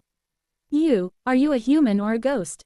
Song Dehei did not answer his question, but looked at Lu Wenqi. "Second uncle, are you all right?" Lu Wenqi seemed to wake from a dream, and couldn't help but grasp his hand in return, finding it warm to the touch. His eyes welled up with tears. "Dehei, you're still alive." Song Dehei nodded, offering no further explanation, and only asked, "Where is mother? Where are Juya and Manman? Where did everyone in your family go? Also, you just said you were severing ties. How could you be severing ties?" He looked at his second uncle, then at his eldest brother, waiting for an answer. Lu Wenqi rubbed his blurry eyes and was about to speak when Song Daji spoke first. "Your mother sold your wife and daughter. By the way, she sold your sister-in-law and nephew. This old woman has gone mad. She doesn't want her son, daughter-in-law, or grandson anymore." He became more and more excited as he spoke, and even started to believe it himself. In his description, Lu Mingui was a crazy woman. "Second brother, you don't know, mother is like a completely different person, she's not our mother at all." "What kind of mother is this? She doesn't even want her own son." Lu Wenqi never expected Song Daji to be so shameless, starting to spout nonsense and distort the truth right in front of him. He shouted angrily, "Dehei, don't believe him. He's the one who's going to sell everything. When your mother heard that you died on the battlefield, she fainted on the spot. Your eldest brother's family only cares about living their own good lives and doesn't care about your mother's life or death at all. Your wife and children went to Suzhou Prefecture with your mother. As for Song Daji's wife, I heard she ran off with another man, taking the child with her." Chapter 343 Mischief. When Lu Wenqi said those words, it was as if he had reopened Song Daji's wounds. He struggled to sit up on the Kong, a heated brick bed, shouting angrily, "Old man, what nonsense are you talking about? Hu Kuihua is a despicable woman. Not only did she run away, but she also took the child with her. That's a member of our Song family." He cried and wailed, but his hand involuntarily reached into his crotch, where he kept the money he had used to sell Hu Kuihua and her 3 children. They were sold to passing merchants. In a famine year, people are worthless. Hu Kuihua did well and sold for 5 taels of silver. The 3 children only sold for a total of 8 taels of silver. Hu Kuihua initially refused to leave and nearly scratched his face raw. In the end, however, she still left with the person who bought her. The 3 children were so frightened that they started crying, but what good did it do? If a father wants to sell his children, how dare the children disobey? Thinking of this, he shook his head, otherwise he could still hear what sounded like a child crying. Fortunately, most of the villagers had fled by then, so no one knew. Even Lu Wenqi thought that Hu Kuihua couldn't make it anymore and had left with the child. Lu Wenqi stared at him and said, "Isn't she taking the child with her? Does she expect her to stay and starve to death with a lazy bum like you? How dare you say that? I've never seen such a beast as you. You old bastard, if you say that again, believe me, I'll beat you to death." Song Daji shouted angrily when he was being insulted. But before his fist could hit Lu Wenqi's face, it was stopped by Song Dehei. Having served in the army for several years and fought on the battlefield, he had developed a more menacing aura. His cold expression startled Song Daji. Song Dehei said unhappily, "Big brother, how dare you lay a hand on second uncle?" He knew that his elder brother had always disliked his uncles, thinking that they were poor and would come to the Song family to freeload. He completely forgot that when they were young, their father died early and they relied on their mother and uncles. But back then, they only gave them a hard time. Now, they've gone even further, daring to actually take action. Thinking back to what he had just heard, he felt that his second uncle's words were more credible. "My second uncle said that my mother took chrysanthemum leaf to Suzhou Prefecture, and General Qin met my mother on the way. Everything makes sense, it's just that what the eldest brother said is highly suspicious." Song Daji muttered, "Wasn't that him trying to hit me? Second brother, believe me, those people are absolutely wicked." Song Dehei naturally didn't believe him. He said, "Brother, are you saying that mother sold them? Then you come with me to find mother. We'll confront her face to face and see who's behind this." Upon hearing this, Song Daji's eyes narrowed, and he shook his head in refusal. "I'm not going with you." He pulled up his trouser leg. "Look, this is where the old woman shot me with an arrow. It still hurts to this day. Should I go see her again? That old woman hates me to the core. If I ever walk in front of her again, she'll kill me." Song Dehei looked at the wound and confirmed that it was indeed an arrow wound. He was filled with even more doubt and suspicion. His mother knew how to use an arrow. And she was willing to point an arrow at his elder brother. That doesn't seem possible at all. Thinking of this, he wanted even more to bring Song Daji along to Suzhou Prefecture to find his mother and get to the bottom of things.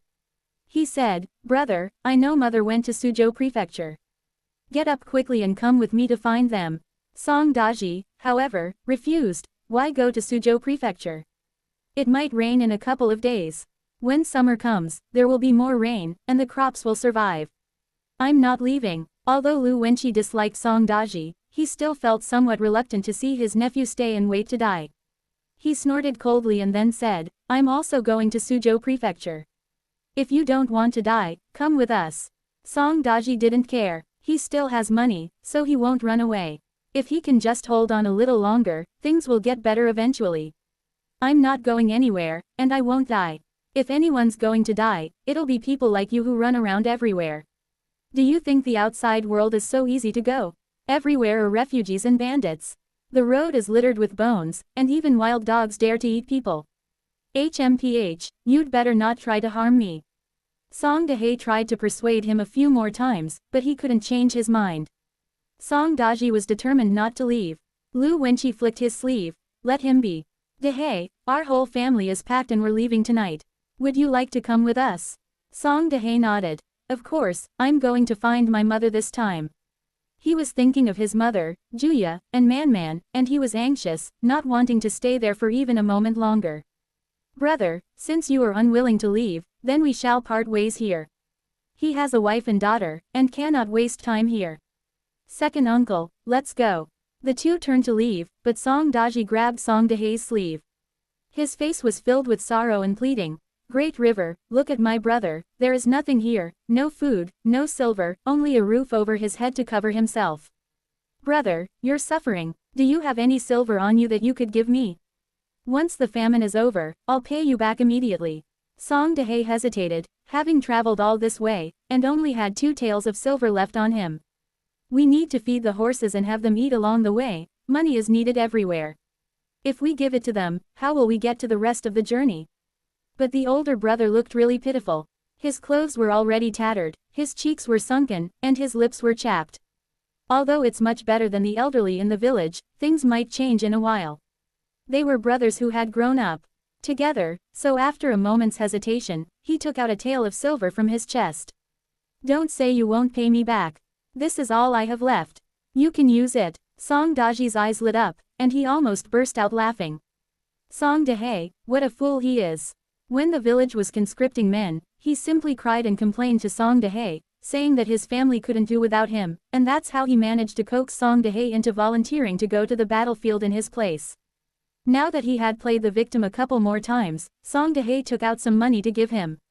It seems he's the smartest person in the world, otherwise, why would he be called greatly wise? Knowing Song Dahe's character, Lu Wenqi worried that Song Dahe might be deceived, so he quickly said, Dahe, be careful not to be fooled by him. He reached out to stop him, but Song Daji misunderstood that his uncle was trying to steal his money, and immediately stood up in a hurry. Old man, why are you so nosy? He cursed as he made even bigger movements, and with that sudden movement, the silver hidden in his crotch fell out. There was a lot of loose silver, several pieces fell out with a clatter. Some fell onto the kong, a heated brick bed, and some rolled onto the ground.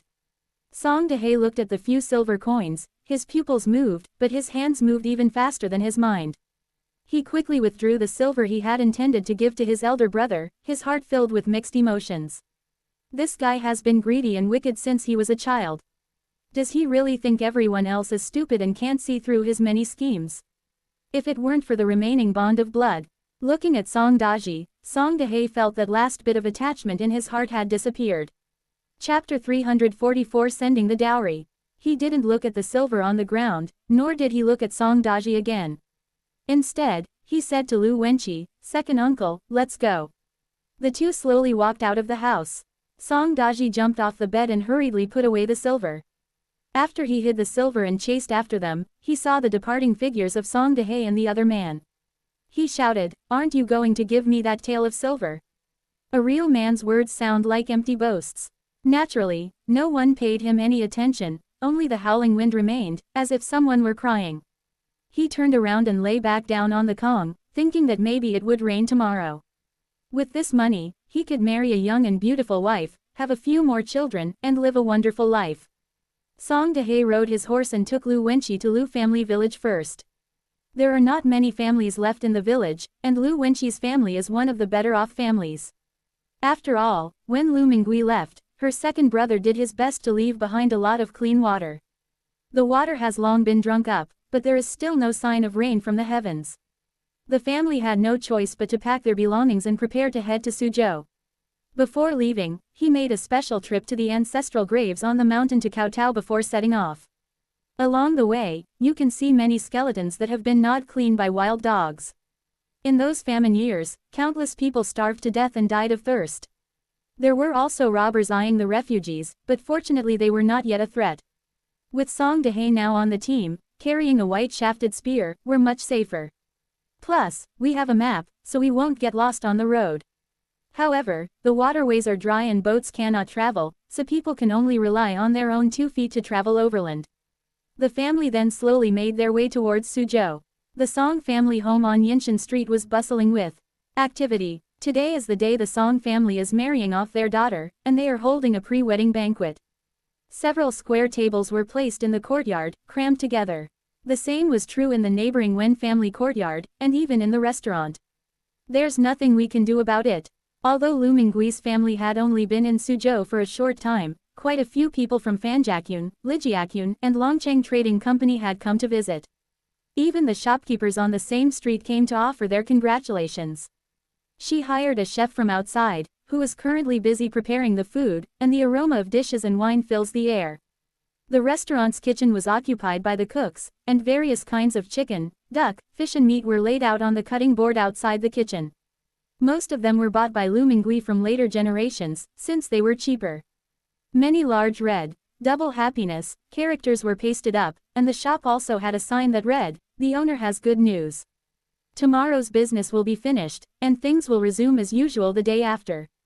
Lu Mingui, dressed in new clothes, was greeting guests with a beaming smile. Lu Wenli and Song Xiaodong were also there to entertain the guests. In the backyard, the matchmaker was performing a facial hair cutting ceremony for Song Xiaoqiu, and the person doing the hair combing was Lian Shi, the wife of Chen Xingdong. She is now 50 years old, with her parents still alive, 2 children, and good health. She is a blessed woman. Xiao Chu, dressed in a light red ruchun, a type of traditional Chinese dress, sat gracefully in front of the dressing table, letting Lian Shi comb her hair. As she combed her hair, Lady Lian chanted, "1 comb to the end, 2 combs to white hair reaching the eyebrows, 3 combs to a house full of children and grandchildren." She had been a blessed person several times, so she was very familiar with the system. Lu Mingui had already arrived in the room and was carefully looking at her daughter in the mirror. Over the past 6 months, Xiao Chu had become more and more beautiful. Song Xiaoqiu also saw her mother, and her eyes slowly reddened. She called out softly, "Mother." Lu Mingui felt a lump in her throat for no reason. She went up to her daughter, took her hand, and whispered, "Don't be afraid. Your mother prepared a dowry for you, did you see it? Those are the foundations you earned, mother, enough to make you stand tall. If that brat dares to bully you, your mother will protect you for the rest of her life." She was already reluctant to let her go, and if Xiao Chu didn't want to get married now, she would risk offending the county magistrate to keep her daughter by her side. Song Xiaoqiu slowly shed tears, only softly calling out, "Mother." Suddenly, a commotion erupted outside, with drums and music playing in unison. Lu Mingui knew that the procession delivering the dowry had set off. She got up and went outside, where she saw that the porters were already prepared, and the dowry was tied with red silk, looking very festive. The Song family is currently without a manager. The person announcing the news is Lu Yongyan. His voice boomed. A pair of rosewood cabinets. 16 sets of brocade quilts. A complete set of copper and tin utensils. 30 mu of land deeds will be included as part of the dowry. 2 storefronts facing the street. 3,000 taels of silver. As the announcements were made, Madame Quanfu led the way, delivering the dowry to the Zhang family. The first load of dowry was carried out the door, followed by the wine basket, then the longevity oil lamp. The 8th type of bed, a canopy bed. The 10th type of bed, a dressing table bed. 18th load, spring and summer bedding. 25th load, rice, flour, and grains. 31st item, jewelry box. The 36th load, the silver in the chest. 36 loads, though not excessive, were both practical and respectable. Lu Mingui prepared everything she could think of for her daughter, whether it was gold and silver, daily necessities, or gifts that were required by custom. The guests who were originally sitting and eating at the banquet all rushed to the door. Looking at the dowry being carried up and down, it was truly a grand and magnificent procession, stretching for miles. Because the 2 houses are close to each other, you can reach them by turning a corner, crossing a bridge, and going across a river. According to local custom, they even took a long detour, going in a big circle. Many neighbors gathered around to watch, filled with envy. Someone remarked, "My goodness. This Song family girl's dowry is truly a fortune. Look at that camphor wood chest, the car can hardly move." Some people pointed to the octagonal table and dressing table and said, "These are all good things. The workmanship is neat, it must have been made by a carpenter on the street. His craftsmanship can be passed down for 3 generations." Everyone says Manager Lu dotes on his daughter, and it seems that's really true. Yes, some people say they love their daughters, but in the end they're reluctant to give them a dowry. That's all a lie. When the gongs and drums arrived at the Zhang family's door, the Zhang family was filled with joy as well. Since Zhang Yuanzhou's family was small, Magistrate Zhang called over the family steward to help. The manager greeted them at the door, repeatedly saying, "Thank you for your hard work. Thank you so much." The procession carrying the dowry entered the gate one by one, with chests and furniture wrapped in red silk, carried one after another into the courtyard. Magistrate Zhang and his wife sat in the main room, looking at the loads of dowry. Madame Zhang smiled and said, "The Song family is indeed a respectable family. The etiquette is impeccable, and the dowry is generous." Beside them were other elders of the Zhang family, and some nodded in agreement. The chests and cabinets are complete, the bedding is brand new, the utensils are all in pairs, and even the tables, chairs and dressing table are made of good wood. It is clear that they put a lot of effort into the preparation and did not skimp on anything. Once all the dowry was brought in, the steward and Madame Quanfu checked the dowry. After that, everything that will be placed in the new house will be put in place.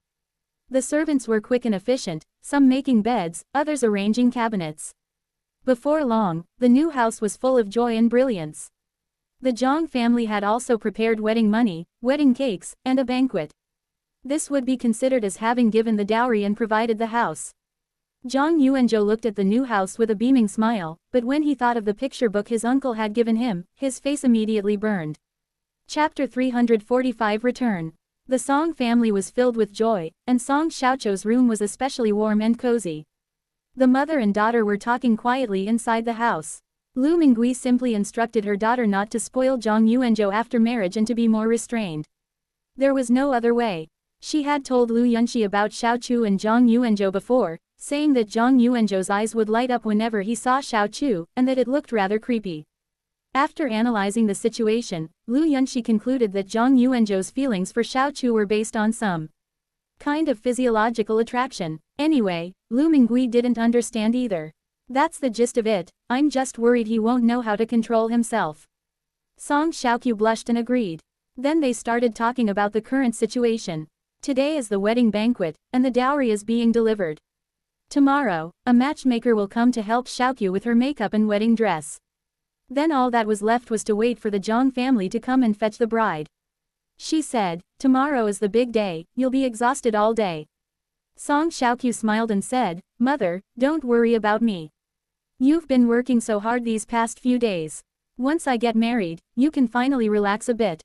A short while later, Shen Juya arrived carrying Tuantuan and Yuan Yuan. She was worried that her sister-in-law would be nervous or scared, so she specially brought her child to keep her company. Song Xiaoqiu quickly took the children and held them in her arms. The two children babbled and made simple sounds. She didn't have time to think about anything else and said to Tuantuan, "Come on, call her aunt." Tuantuan's face turned red, but she still couldn't get it out. Yuan Yuan could barely make a no sound, and she spat out saliva, which made everyone laugh. Shen Juya said things like Song Xiaoqiu was pretty. So Lu Mingui teased Shen Juya quietly, "Do you still remember what your mother told you? You don't need to guard the river. If you have any ideas, just tell your mother. Shen Juya is only 23 this year, and she has decades ahead of her. What's the point of waiting?" Shen Juya was always complaining and didn't want to hear such words. Seeing these bright red, double happiness characters today, she simply joined in the fun and replied, "Okay, Mom. Then you can treat me like your own daughter and marry me off. I want a dowry too." Lu Mingui couldn't help but laugh. All right, Mother will prepare a portion for you too." The children, not understanding why, grinned and laughed along. Shen Juya said this, but she didn't really think that way. She still has Song Dehai's clothes. That was the one he changed out of before going to war. He washed it clean and has kept it with him ever since, as a keepsake. She never intended to leave the Song family in this lifetime. Seeing that it was getting late, Lu Mingui got up, pulled Yuan Yuan into her arms, and said, "I'll go see how things are outside." He then instructed Song Xiaoqiu, "Get some rest early tonight, you'll be busy tomorrow." Shen Juya then carried Tuantuan and followed her out the door. When Lu Mingui went outside, she found that something was wrong. "It's very noisy outside. Fearing trouble, she ran outside in a few steps, only to hear Song Xiaodong shout excitedly, "Mother, mother, come quick." Lu Mingui panicked and ran outside without putting Yuan down. Shen Juya was afraid her mother-in-law would fall, so she quickly ran out after her. At the main gate, red lanterns shone brightly, illuminating the face of the young man outside. It's Song Dehe. After enduring wind and rain and asking for directions along the way, they finally found their home. He initially didn't recognize the house and lingered outside the gate for a long time. Such a nice house, does his family really live in it? Who are these big red lanterns and the character for happiness for? Fortunately, Song Xiaodong recognized him first, which led to that commotion. He looked at Lu Mingui and called out in a hoarse voice, "Mother." Lu Mingui stood frozen in place, feeling as if her legs were filled with lead, unable to lift them or take a step. She felt like she was dreaming, all sounds around her had disappeared. And that, "Mother," sounded so light, as if it could be blown away by the wind. So she dared not answer, afraid of startling Song Dehe in front of her. What if it's a spirit? It's gone through so much trouble to come back and see its mother one last time. We mustn't scare the spirit away. But then the soul called out again, "Mother." Then, the tall, thin man knelt down with a thud and cried out for the third time, "Mother." This shout was so heart-wrenching that it brought tears to Lu Mingui's eyes. She regained her strength, stepped out of the door, walked to Song Dehe, and said in a trembling voice, "Son, you're still alive. Is it really my son, Dehe?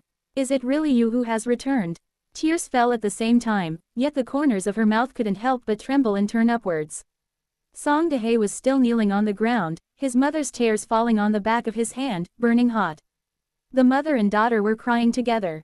Under the bright red lanterns, Shen Juya stood there as well, her tears flowing freely. She cried countless nights in secret. For the past 2 months, I've finally stopped crying myself to sleep, but then this man came back. As Yuan struggled in her arms, Lu Mingui finally regained some of her senses. She wiped away her tears, pulled Song Dehe up from the ground, and looked back at Shen Juya. "What are you still standing there for? Take him home." Shen Juya cried even harder, and Tuantuan in her arms cried along with her, so Yuan in Lu Mingui's arms also started to cry with a pout. Lu Mingui comforted her, don't cry, this is your father." Song Dehe was taken aback. "Mother, what is this?" There were still many relatives and friends present. The Lu family and the Zhao family both knew Song Dehe. Some people couldn't help but feel sad and shed tears. More people gathered around to watch, completely unaware of what was happening. Several members of the Wang family stepped forward and urged, "Hurry up and go inside to talk." Yes, this is truly a double celebration. Don't cry, no one is allowed to cry. Lu Mingui nodded. Yes, why are you crying? Come on, let's go inside. She didn't forget to pull Shen Juya back, that child was crying even harder than she was. Once they were seated in the main room, free from the prying eyes of outsiders, the whole family had a good, hearty cry. Only then could they calm down and start talking. Lu Mingui was only focused on watching her son. The cold north wind made Song Dehe look like a rough, weathered man, but he looked very energetic and a responsible fellow. Song Dehe looked at his mother, then at his wife, feeling as if he were in a dream. Along the way, he imagined countless times what it would be like to see his family again. Now, with these loved ones truly surrounding him, he felt very at ease. Lu Mingui asked, "Dehe, tell me quickly, what has happened in the past 2 years?" Song Dehe recounted how he was scattered by enemy soldiers, rescued, and later joined the White Spear soldiers, only to be injured in the leg. He rolled up his trouser leg, it had been broken there before. He fell off his horse while trying to escape an enemy attack and had his leg broken. Hearing this, Shen Juya pursed her lips tightly, indicating that she was feeling distressed. Lu Mingui couldn't help but put her hands together and bow towards the north. "General Qin saved us back then, but I never expected that he would do you an even greater favor. General Qin is our family's benefactor." Chapter 345 Reminiscing. Song Dehe was equally moved to tears. He then asked about his family. "Mother, why did you decide to come to Suzhou Prefecture? And, he looked around, the house has changed so much. When I left home, we were struggling to get enough to eat. How come we've all opened shops now? It's like heaven and earth, the changes are just too great." Lu Mingui didn't explain much, only saying, "At the beginning, we met some kind people who took our wild vegetables. Later, I slowly saved up some money and accumulated this fortune. Song Dahe scratched the back of his head, not doubting his mother's words at all, so that's how it is. Oh, right, mother, I also went home this time and saw my eldest brother. Speaking of Song Daji, he frowned, my brother has changed. He's become hypocritical, selfish, and even lied to me. He recounted seeing silver falling from Song Daji's body. Before he could finish speaking, Lu Mingui sneered, that's not because he's changed, but because he's always been this kind of person. You think this is the first time he's lied to you? If he hadn't pretended to be pitiful, why would you have willingly gone to serve in the army for him that time? This is a life or death situation, and he's supposed to be the older brother. Song Xiaodong added with dissatisfaction, brother, have you forgotten what kind of life we used to live? They treated us like servants, beating and scolding us whenever they wanted. What kind of life were we living? Don't you still feel sorry for him? Song Dahe looked at his younger brother, who was almost as tall as him, and patted him on the shoulder with a smile. Don't worry. Second brother isn't stupid, he's not the kind of person who can't distinguish right from wrong. By the way, I saw the courtyard was decorated with lanterns and colorful streamers. Is it Xiaodong's wedding today? He looked around and saw that the courtyard was more festive than the outside, with big red lanterns and various, double happiness, characters. The aroma of the food and wine still lingered in the air. The ground was covered with traces of firecrackers. Although Xiaodong wasn't wearing wedding attire, it still looked quite festive. Logically speaking, Song Xiaodong is the only one in the family who is not yet married, so it must be his marriage. He gave an awkward laugh. I was in such a rush that I didn't even prepare a gift. Song Xiaodong chuckled. Why are you talking about gifts when we're family? The most important thing is that you came back alive, brother. However, this isn't my wedding, it's my sister's wedding. Today is my sister's wedding banquet. Song Dahe opened his mouth, his mind filled with questions. He had injured his leg, not his brain, if his memory serves him correctly. Why do I remember Xiao Chu being married? Lu Mingui snorted coldly. That's right, she was married before. But that boy was unlucky and died. Song Dahe was stunned. Dead. Dead. Gone at such a young age. Yes, that's why I said he's unlucky. I will take your sister home and find her a good family so she can remarry. Song Dahe felt that his mother's words had a hidden meaning. However, she still nodded. Yes, as long as Xiao Chu can live a good life, that's fine. He didn't like Wu Shunzi either. That kid always looked around when he looked at people, either looking up or glancing sideways. In short, he didn't seem like a good person. Just then, Song Xiaoqiu changed her clothes and rushed over. As soon as she entered the room and saw Song Dahe, her eyes turned red. Her voice choked with emotion. Second brother, you're still alive, that's wonderful. Apart from Song Daji, the three siblings had always had a good relationship, so she was happy to see that her second brother was still alive. When Song Dahe saw Song Xiaoqiu, he smiled and said, Xiaoqiu is getting prettier and prettier. Your second brother is back this time, so it's perfect time to drink your wedding wine. I'll meet my brother-in-law tomorrow and see what kind of person he is. Don't cry, or you'll make your mother and the others cry too. Lu Mingui was about to cry, but upon hearing this, she forced herself to hold back and said to Xiao Chu, don't cry. Tomorrow is your wedding day, be careful not to cry your eyes out. Then they asked Dia to fetch water to wipe Song Xiaochu's face. Just then, Wang came in carrying a bowl of noodles. Dahe, are you hungry? You're a little late, the cooks have already finished cooking. Luckily, we had a lot of leftover food at home during the day. I cooked you a bowl of noodles and stir-fried 2 dishes. Eat them while they're hot. Song Dahe was really hungry, he had hardly eaten a full meal along the way. He took the chopsticks and thanked Wang, saying, thank you, auntie. I'm really hungry. But before he could even pick up the noodles with his chopsticks, he suddenly looked up and exclaimed, Mom, I forgot. My second uncle's family is waiting outside the city. The travel permits for Lu Wenqi's family were prepared by Lu Mingui when Lu was still in his hometown, but they had expired. With the increasing number of refugees, the city gates are now extremely strict, and they simply refuse to let anyone in. Song Dahe was able to enter the city ahead of others only because of the pass given to him by General Qin. They first went to Guaoshang to inquire about Lu Yongyan, and only then did they find out about the Song family's residence. Unexpectedly, he was so excited to see his family that he completely forgot about Lu Wenqi's family. He was extremely annoyed. Look at my brain. We need to find a way to bring my second uncle to the city. Upon hearing that his younger brother had come along, Lu Wenli hurriedly stood up. Your second uncle is here. He's outside the city. I'll go and think of something. Lu Mingui was equally excited. Xiaodong, you go with your cousin Yangyan. Then he took out some silver. Take this to bribe that magistrate Chen. He knows our family and can make an exception for us. Just say the Song family needs to hire workers, and you can bring them in. Then he said to Lu Wenli, brother, you shouldn't go. It's getting dark, let's just wait here. I'm not as fast as young people, so I shouldn't delay things. Song Dehe lost his appetite for noodles and stood up, saying, I'll go too. So Song Xiaodong and the others went out together. Upon hearing this, Wang also became excited. That's perfect, there are still quite a few dishes left. I'll go and prepare a feast. Song Xiaoqiu quickly said, Auntie, let me go. Wang shook her head. You're getting married tomorrow, go and rest. Don't get all smelly from the cooking fumes. Yes, Xiaoqiu, you should go and rest, Lu Mingui said, not letting her daughter do any work either. I'll go with your aunt. There are plenty of people to do the work at home, we don't need you. In the kitchen, some were tending the fire, others were chopping vegetables, everyone was busy and bustling about. Lu Mingui looked around and realized they were still missing staple food. Too lazy to cook rice, she went directly to the market to buy steamed buns. It's even more convenient than for people who live near the market.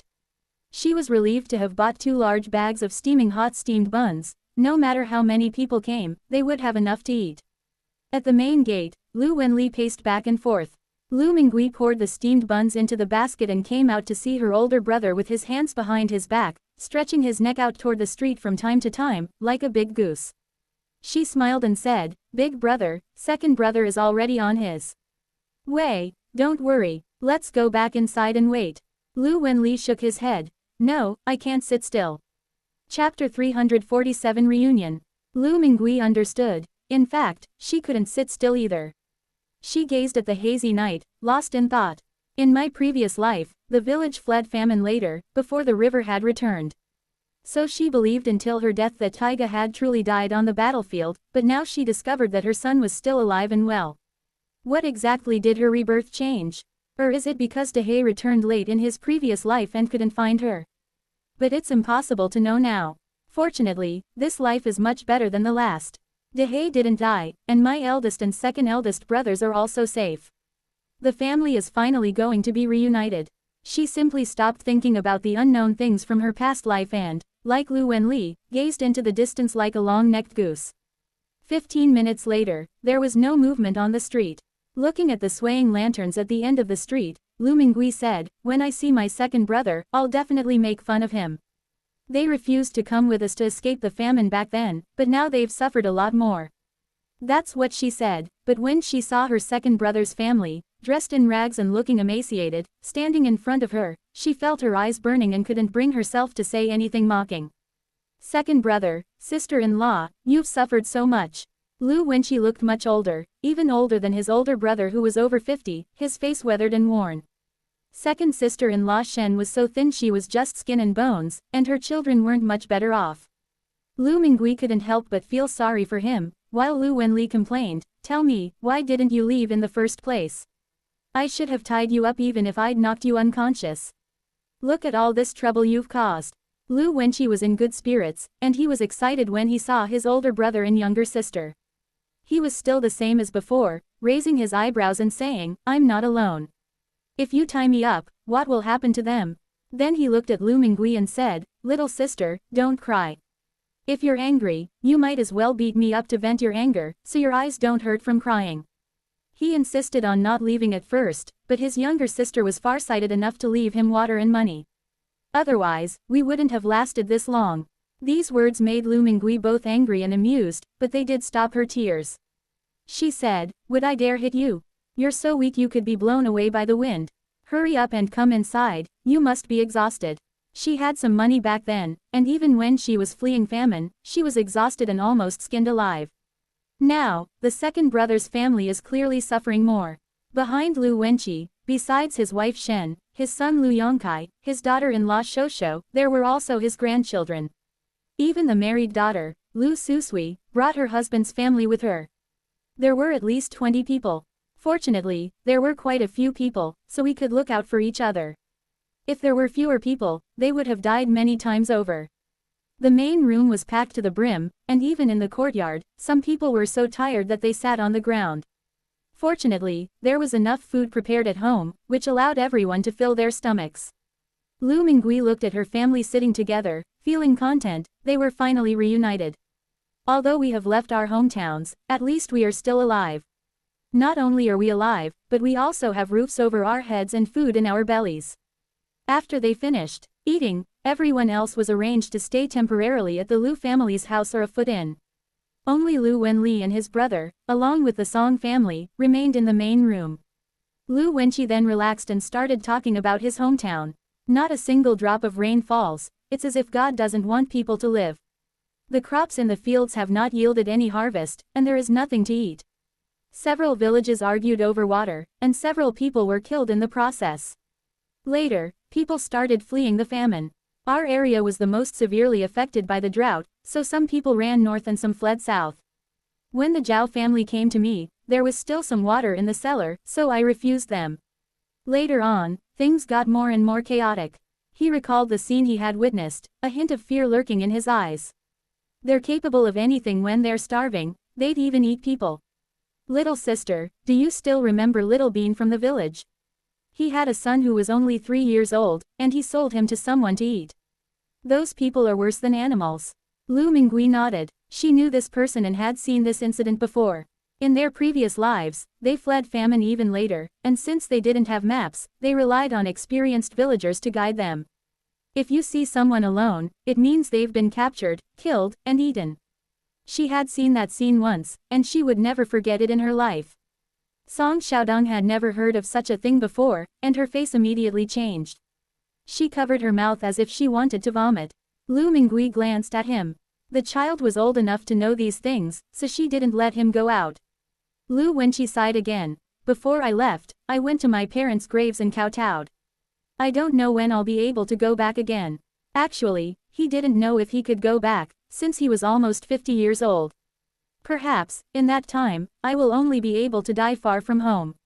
For some reason, Lu Wenqi had a deep fear of not being able to die in his hometown and be buried in the ancestral cemetery. He was afraid that he would not be able to return to his roots. Lu Mingui didn't expect him to have this unresolved issue. Could it be that he refused to leave back then because of this? She advised, second brother, if our parents were alive, they wouldn't want to see us waiting to die in our hometown.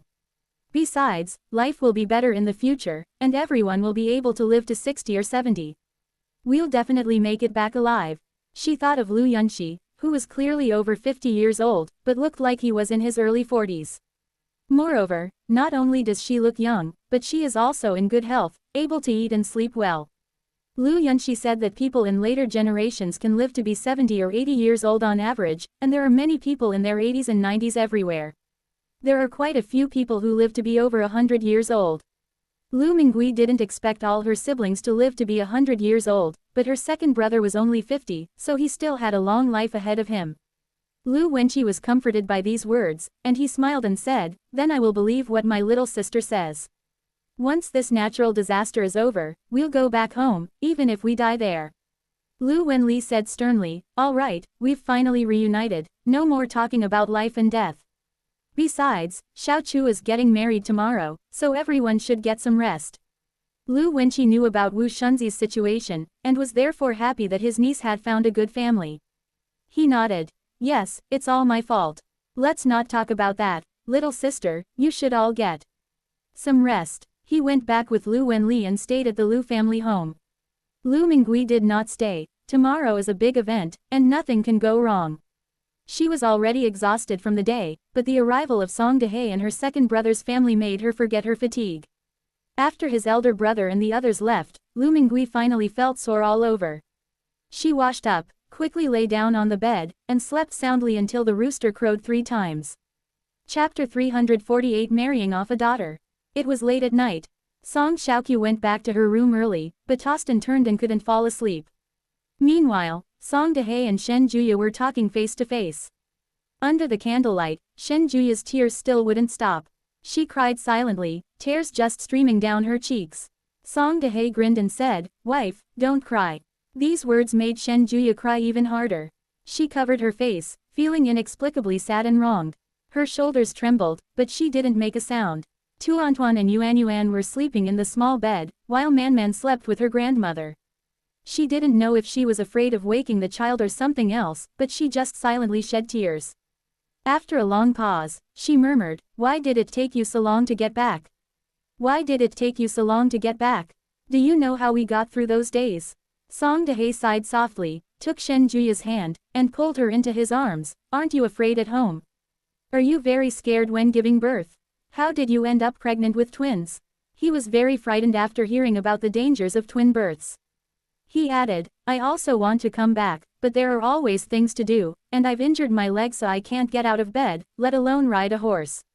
Remembering that he had broken his leg, Shen Juya reached out and gently pulled up his trouser leg, touching the dark red wound. "Does it still hurt?"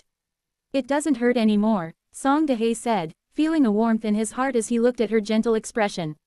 "It's just a little itchy." Shen Juya finally stopped crying and asked again, "Have you ever gone hungry? It's cold up north, have you ever gotten cold?" "I'm not cold, and I'm not hungry," Song Dahe said, picking up the leftovers. "Everything is fine. I just miss home, I miss you, I miss the kids, I miss them terribly." Shen Juya's nose felt sore. How could it not be cold in such a cold place? She recalled the clothes she had made for Song Dahe, which were originally just a personal wish, but unexpectedly they actually brought her husband back. She hurriedly said, "You've lost weight, I'll go and alter your clothes. Tomorrow is Xiao Chu's wedding, so we'll all wear new clothes." She was about to get out of bed when Song Dahe grabbed her hand and wouldn't let go. "Don't bother, it's okay if it's a little big, it won't matter. Don't sew clothes at night, or you'll ruin your eyes." Holding her like that by Song Dahe, she was ultimately unable to move. "You're all alone at home, taking care of Man Man and two little ones. It must be tough." Shen Juya shook her head. "It's not hard work, mother treats me very well. Everything is fine at home, but please don't leave home again in the future, or you'll cause us worry." After a moment of silence, Song Dahe slowly tightened his arms around Shen Juya's waist. Many people didn't sleep well that night. Lu Mingui was the only one who woke up late. She hurriedly asked, "Am I late?" Hearing the commotion outside, Dia smiled and said, "Auntie, it's not too late. Sister Xiaoqiu is taking a bath over there, and the matchmaker has just arrived." Lu Mingui was relieved. Since the facial treatments had already been done yesterday, there was much less to do. Today, when she arrived at Xiaoqiu's room dressed in her new clothes, the matchmaker was already applying makeup to her. "The foundation has already been applied. I used Ronghua Pavilion's BB cream. The eyebrows are already drawn, using the simplest eyebrow pencil available today. It doesn't require grinding or watering, making it convenient and easy to use." The lip rouge used on her lips was also from Ronghua Pavilion, but its crimson color wasn't too prominent. With this makeup and dressing up, Song Xiaoqiu looked as beautiful as a peony about to bloom. After using them, the wedding attendant repeatedly praised how effective the cosmetics were. Lu Mingui said, "They're all from our own shop. If you find them useful, please put in a good word for us when you go out in the future." The matchmaker laughed and said, "The shopkeeper really knows how to do business. Don't worry, the product is excellent, I don't even need to say anything." Then they dressed Song Xiaoqiu in her wedding gown and adorned her with jewelry. The heavy gown added a touch of glamour to her. The matchmaker couldn't help but praise, "The young lady is truly blessed with rosy lips and white teeth. Look at her eyebrows and eyes, she's like a person from a painting." She stroked her wedding dress and exclaimed in amazement, "Manager Lu is truly generous. Even young ladies in the capital wouldn't dare use such a fine fabric. Look at these mandarin ducks embroidered, they are truly exquisite. And this headdress, with its kingfisher feather and gold hairpin, is truly exquisite. Won't the groom be completely mesmerized?" Song Xiaoqiu blushed at her words, which made her even more beautiful.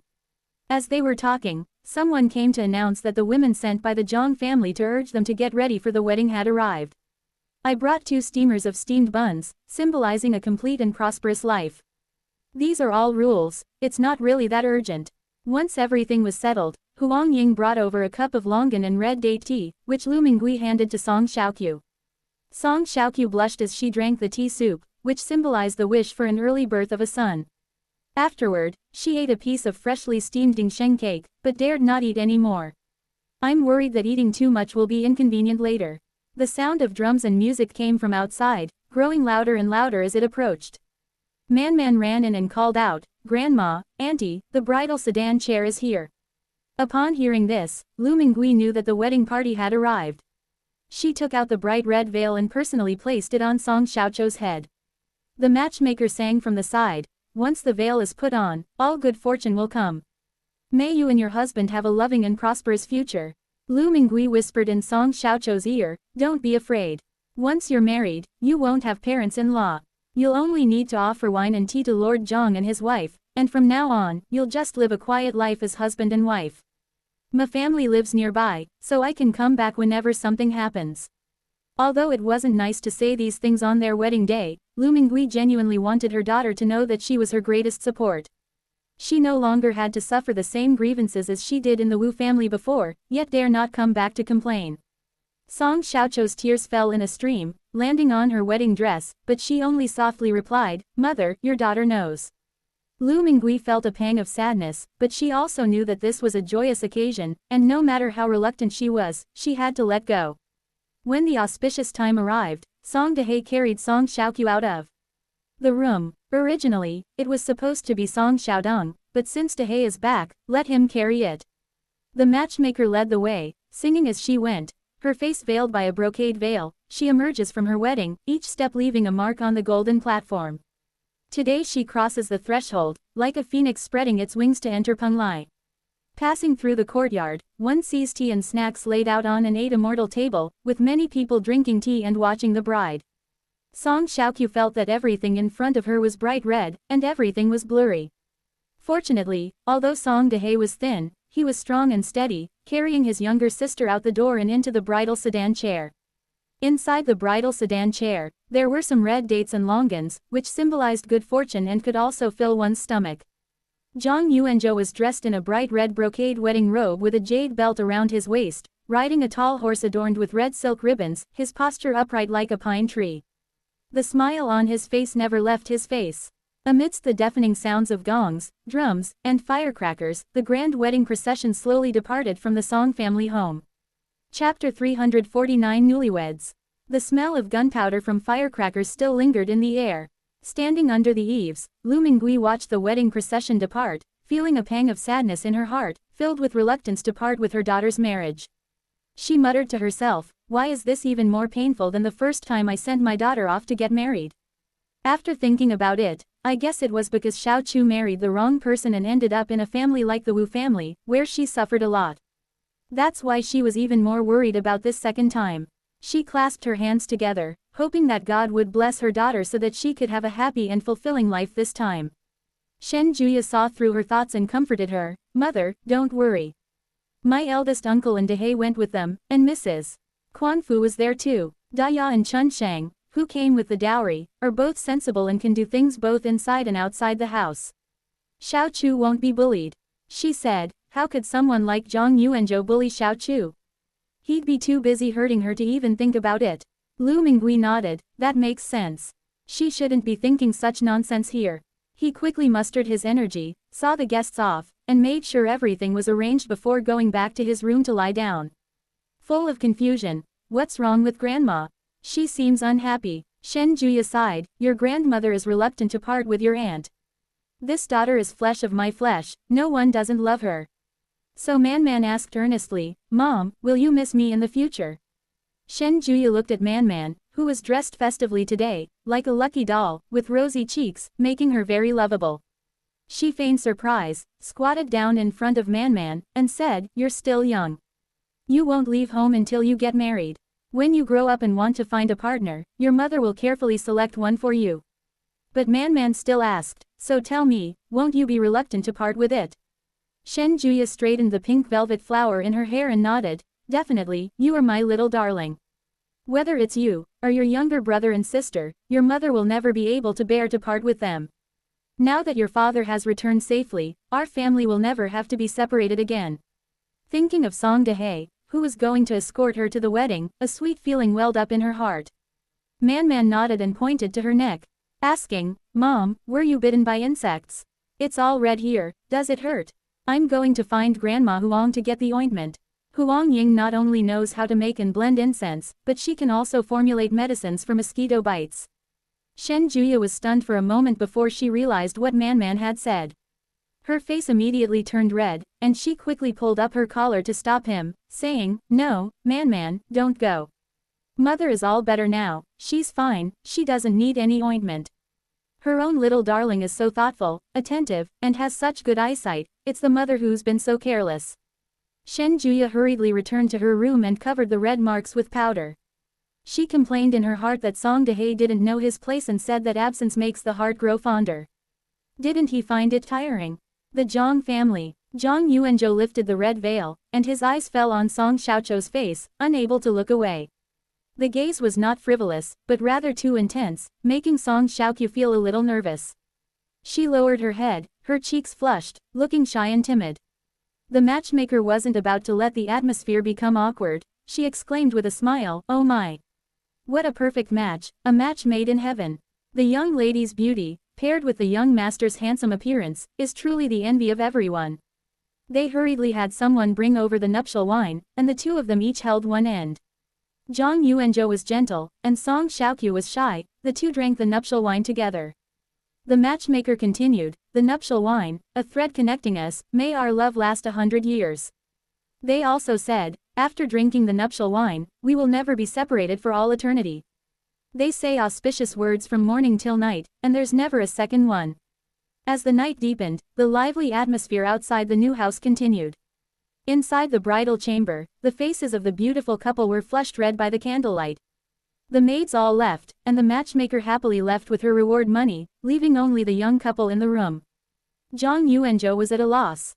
Back then, on the banks of the canal, his heart started pounding the moment he first saw Song Xiaoqiu. From then on, he understood the taste of love. He wanted to possess her, to own her, and to be with her for the rest of his life. But now that they were married, Song Xiaoqiu had finally become his wife. The two sat on the edge of the bed, but he felt somewhat at a loss. After a long pause, he asked hesitantly, "Are you hungry? I've asked someone to reserve a table for me, and I'll have it served right away." Song Xiaoqiu was so hungry that she no longer felt hungry. She shook her head and said softly, "I'm not hungry." He then asked, "Are you hungry? You reek of alcohol, haven't you eaten?" When Zhang Yuanzhou heard Song Xiaoqiu's concern for him, he smiled broadly, raised his sleeve and sniffed it. "It's okay, I didn't drink much." "Did the smell bother you? I'll go wash up and come right back. Why don't you have Dia help me with my bath too? Wearing this wedding dress, it looks beautiful, but it's too heavy. Don't overwork yourself." He didn't really know what he was saying, he was just making conversation.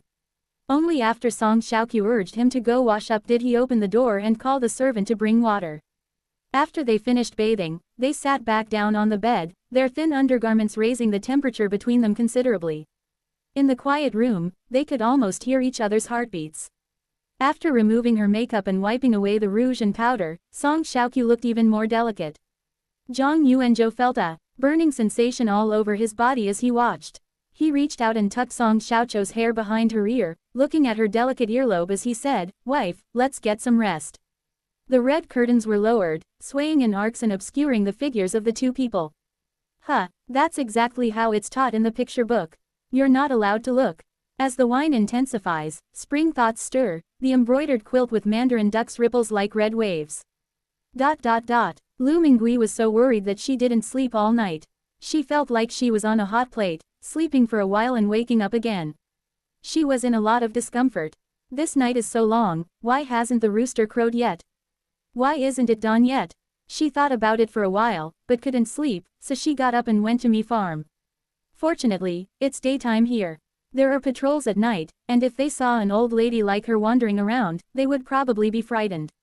Xu Yong was receiving an important guest and only had time to greet Lu Mingui. He said, "Auntie, please feel free to wander around today. I have a very important guest here, and I must treat him well." Lu Mingui naturally didn't care about these formalities. "You go ahead with your work, I'll just take a stroll." Fearing she might run into guests in the courtyard, she simply headed up the mountain. There was no one on the entire mountain. Lu Mingui realized that this was Xu Yang's order to clear the area. He guessed that besides himself, the only other person left was the cook. It's more comfortable when there are fewer people. She looked down the mountain and could see the farm's parking lot in the distance. Several large black trucks were parked there, along with tall men dressed in black. Lu Mingui didn't pay any attention and continued walking up the mountain. Chapter 350 Familiar. Plots of land have been cultivated on the mountainside, and these are rented out to guests so they can cultivate them for their own enjoyment. Now, in the future, it will be autumn. Some fields are planted with cabbage and scallions, while others are planted with chili peppers, autumn cucumbers, and so on. As for chives, scallions, and garlic, those are a must plant, as they are easy to grow. Most of them looked quite nice, and there was even a sign indicating whose land it was, what vegetables were planted, and when the lease would end. The vegetables we planted are ripe and ready to be picked and taken home to eat, or Shuyong can process them for us, we just need to pay a small processing fee. The remaining land that hasn't been rented out is what Shuyong keeps for his own farming. All the fertilizer used is organic, no pesticides are used, and insects are caught by hand. Lu Mingui looked around and realized that it was all just for fun, with patches here and there, and none of them were as good as what her family had grown. There were some vegetables she didn't recognize, so she looked at the signs on them. She could read all the words. There are cabbages, onions, and the like. After looking at the vegetables, Lu Mingui went to check on his horses. Halfway up the mountain, Shuyong specially built stables for the horses and even hired a horse-raising expert. The horse groom was paid a very high salary, and the money came from Lu Mingui. After all, she still wanted the horse. She was just waiting for the house to be built so she could take it back and raise it. There were 6 horses in total, all of which were very well cared for, with glossy and smooth skin, and there was no unpleasant smell in the stable. They ate well, but had nowhere to run their horses, so they became too fat and not strong enough. However, at least they are all alive. And well, every time Lu Mingui came to see the horses, she would bring a few candies to feed them, so the horses were quite affectionate towards her. I was feeding the horses when a series of sounds came from behind me. Shuyong led several guests up the mountain, explaining to them that plot of land down there is a shared vegetable garden, which guests can rent to grow their own vegetables. There are a few horses here that you can ride, but the place is a bit small. The other road leads to a children's playground with play areas for kids. Each area is relatively independent, with separate zones for active and quiet activities, so visitors won't disturb other guests while they're enjoying themselves. So during holidays, many people come to visit. Our farm is perfect for experiencing rural life, family outings, relaxation, and is suitable for all ages. Beside him were several people. The leader was a man in his 50s, wearing a Zhongshan suit. Next to the man in the Zhongshan suit was an elderly man in a Tang suit, and next to the elderly man was a young man with red hair. The young man said, "Mr.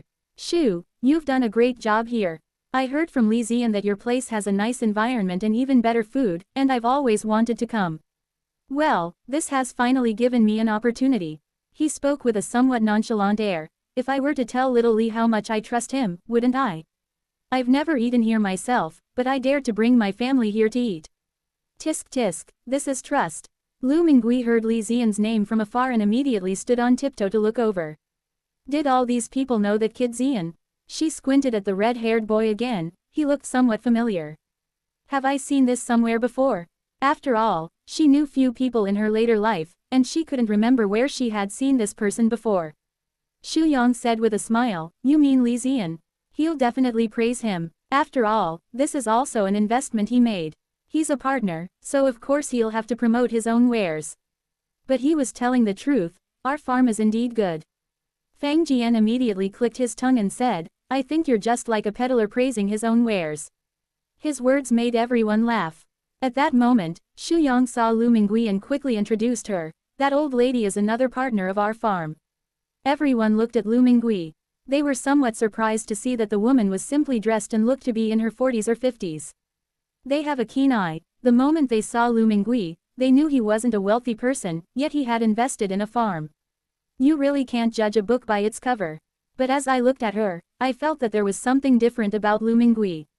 Fang Jian, in particular, looked at the old woman from afar and felt that he had seen her somewhere before, but he couldn't remember where. Shuyong called out, "Aunt Lu, what are you doing?" Seeing that everyone was looking at her, Lu Mingui wasn't intimidated. When she heard the question, she smiled and said, "Feeding the horses. You all go about your business, I'll be right back." Because getting to the stables involved climbing a short mountain path and potentially stepping in horse manure, Shuyang glanced at the elderly man accompanying him and decided against going towards Lu Minggui's side. Alright, then you go ahead with your work. He then said to the others, let's go take another look ahead. The group continued walking, and old Master Fang said to the man in the Zhongshan suit, you see, the air here is quite nice. After climbing this mountain path, my mind is becoming clearer. The elderly man in the Zhongshan suit laughed and said, you're in such good health that you don't even get tired climbing mountains. Grandpa Fang smiled ingratiatingly, then turned around and saw his grandson still looking back. He called out, Fang Jian, what are you looking at? Aren't you going to hurry up? They can't even compare to us old folks. Really, each generation is worse than the last. Fang Jian had no choice but to run a few steps and catch up. When they turned around again, Lu Mingui was nowhere to be seen. When did that old lady leave? She was walking so fast. He specifically asked Shuyang, does your farm only have 3 partners? That old lady doesn't look like a rich person, so why is she co-owning this place with you? Is this part of your poverty alleviation program? Upon hearing this, Shuyang realized that Li Zian hadn't mentioned Aunt Lu's matter, so he naturally didn't want to say more. Since we were all around the same age, we spoke more casually. He firmly refused, saying, this is an internal matter of Army Farm, and we will not disclose it to outsiders. Why are you asking so many questions? Are you trying to poach my boyfriend? Let me tell you, don't even think about it. Seeing that he wouldn't talk, Fang Jian had no choice but to shut up and didn't ask any more questions. He said, fine, don't tell me then. I'll ask Li Zian later. Speaking of which, why does this kid always stay abroad? Doesn't he miss home? Lu Mingui went from Mi Farm to the vegetable market. The vegetable market was lively, and she didn't have to think about her daughter while she was shopping. Now she is very familiar with the farmer's market. Chen Xin's family sells pork, and the father and son who sell mutton. They mostly buy vegetables from Zhu Yufang, and dried goods such as wood ear mushrooms from Boss Lu's dried goods store. As for rice, flour, and cooking oil, of course, they keep the profits within the family and buy them all from Li's grain and oil store. However, Lu Ji restaurant is closed for the next few days, so there's no need to buy groceries. She was just strolling around when she came across the seafood stall and remembered the pearls he had mentioned. So much time has passed, I wonder if that person's pearls have been sold. Lu Mingui went over and saw the boss cleaning fish for someone. She wasn't in a hurry. She waited until the boss finished his work before stepping forward to ask, Boss, are your river clams still there?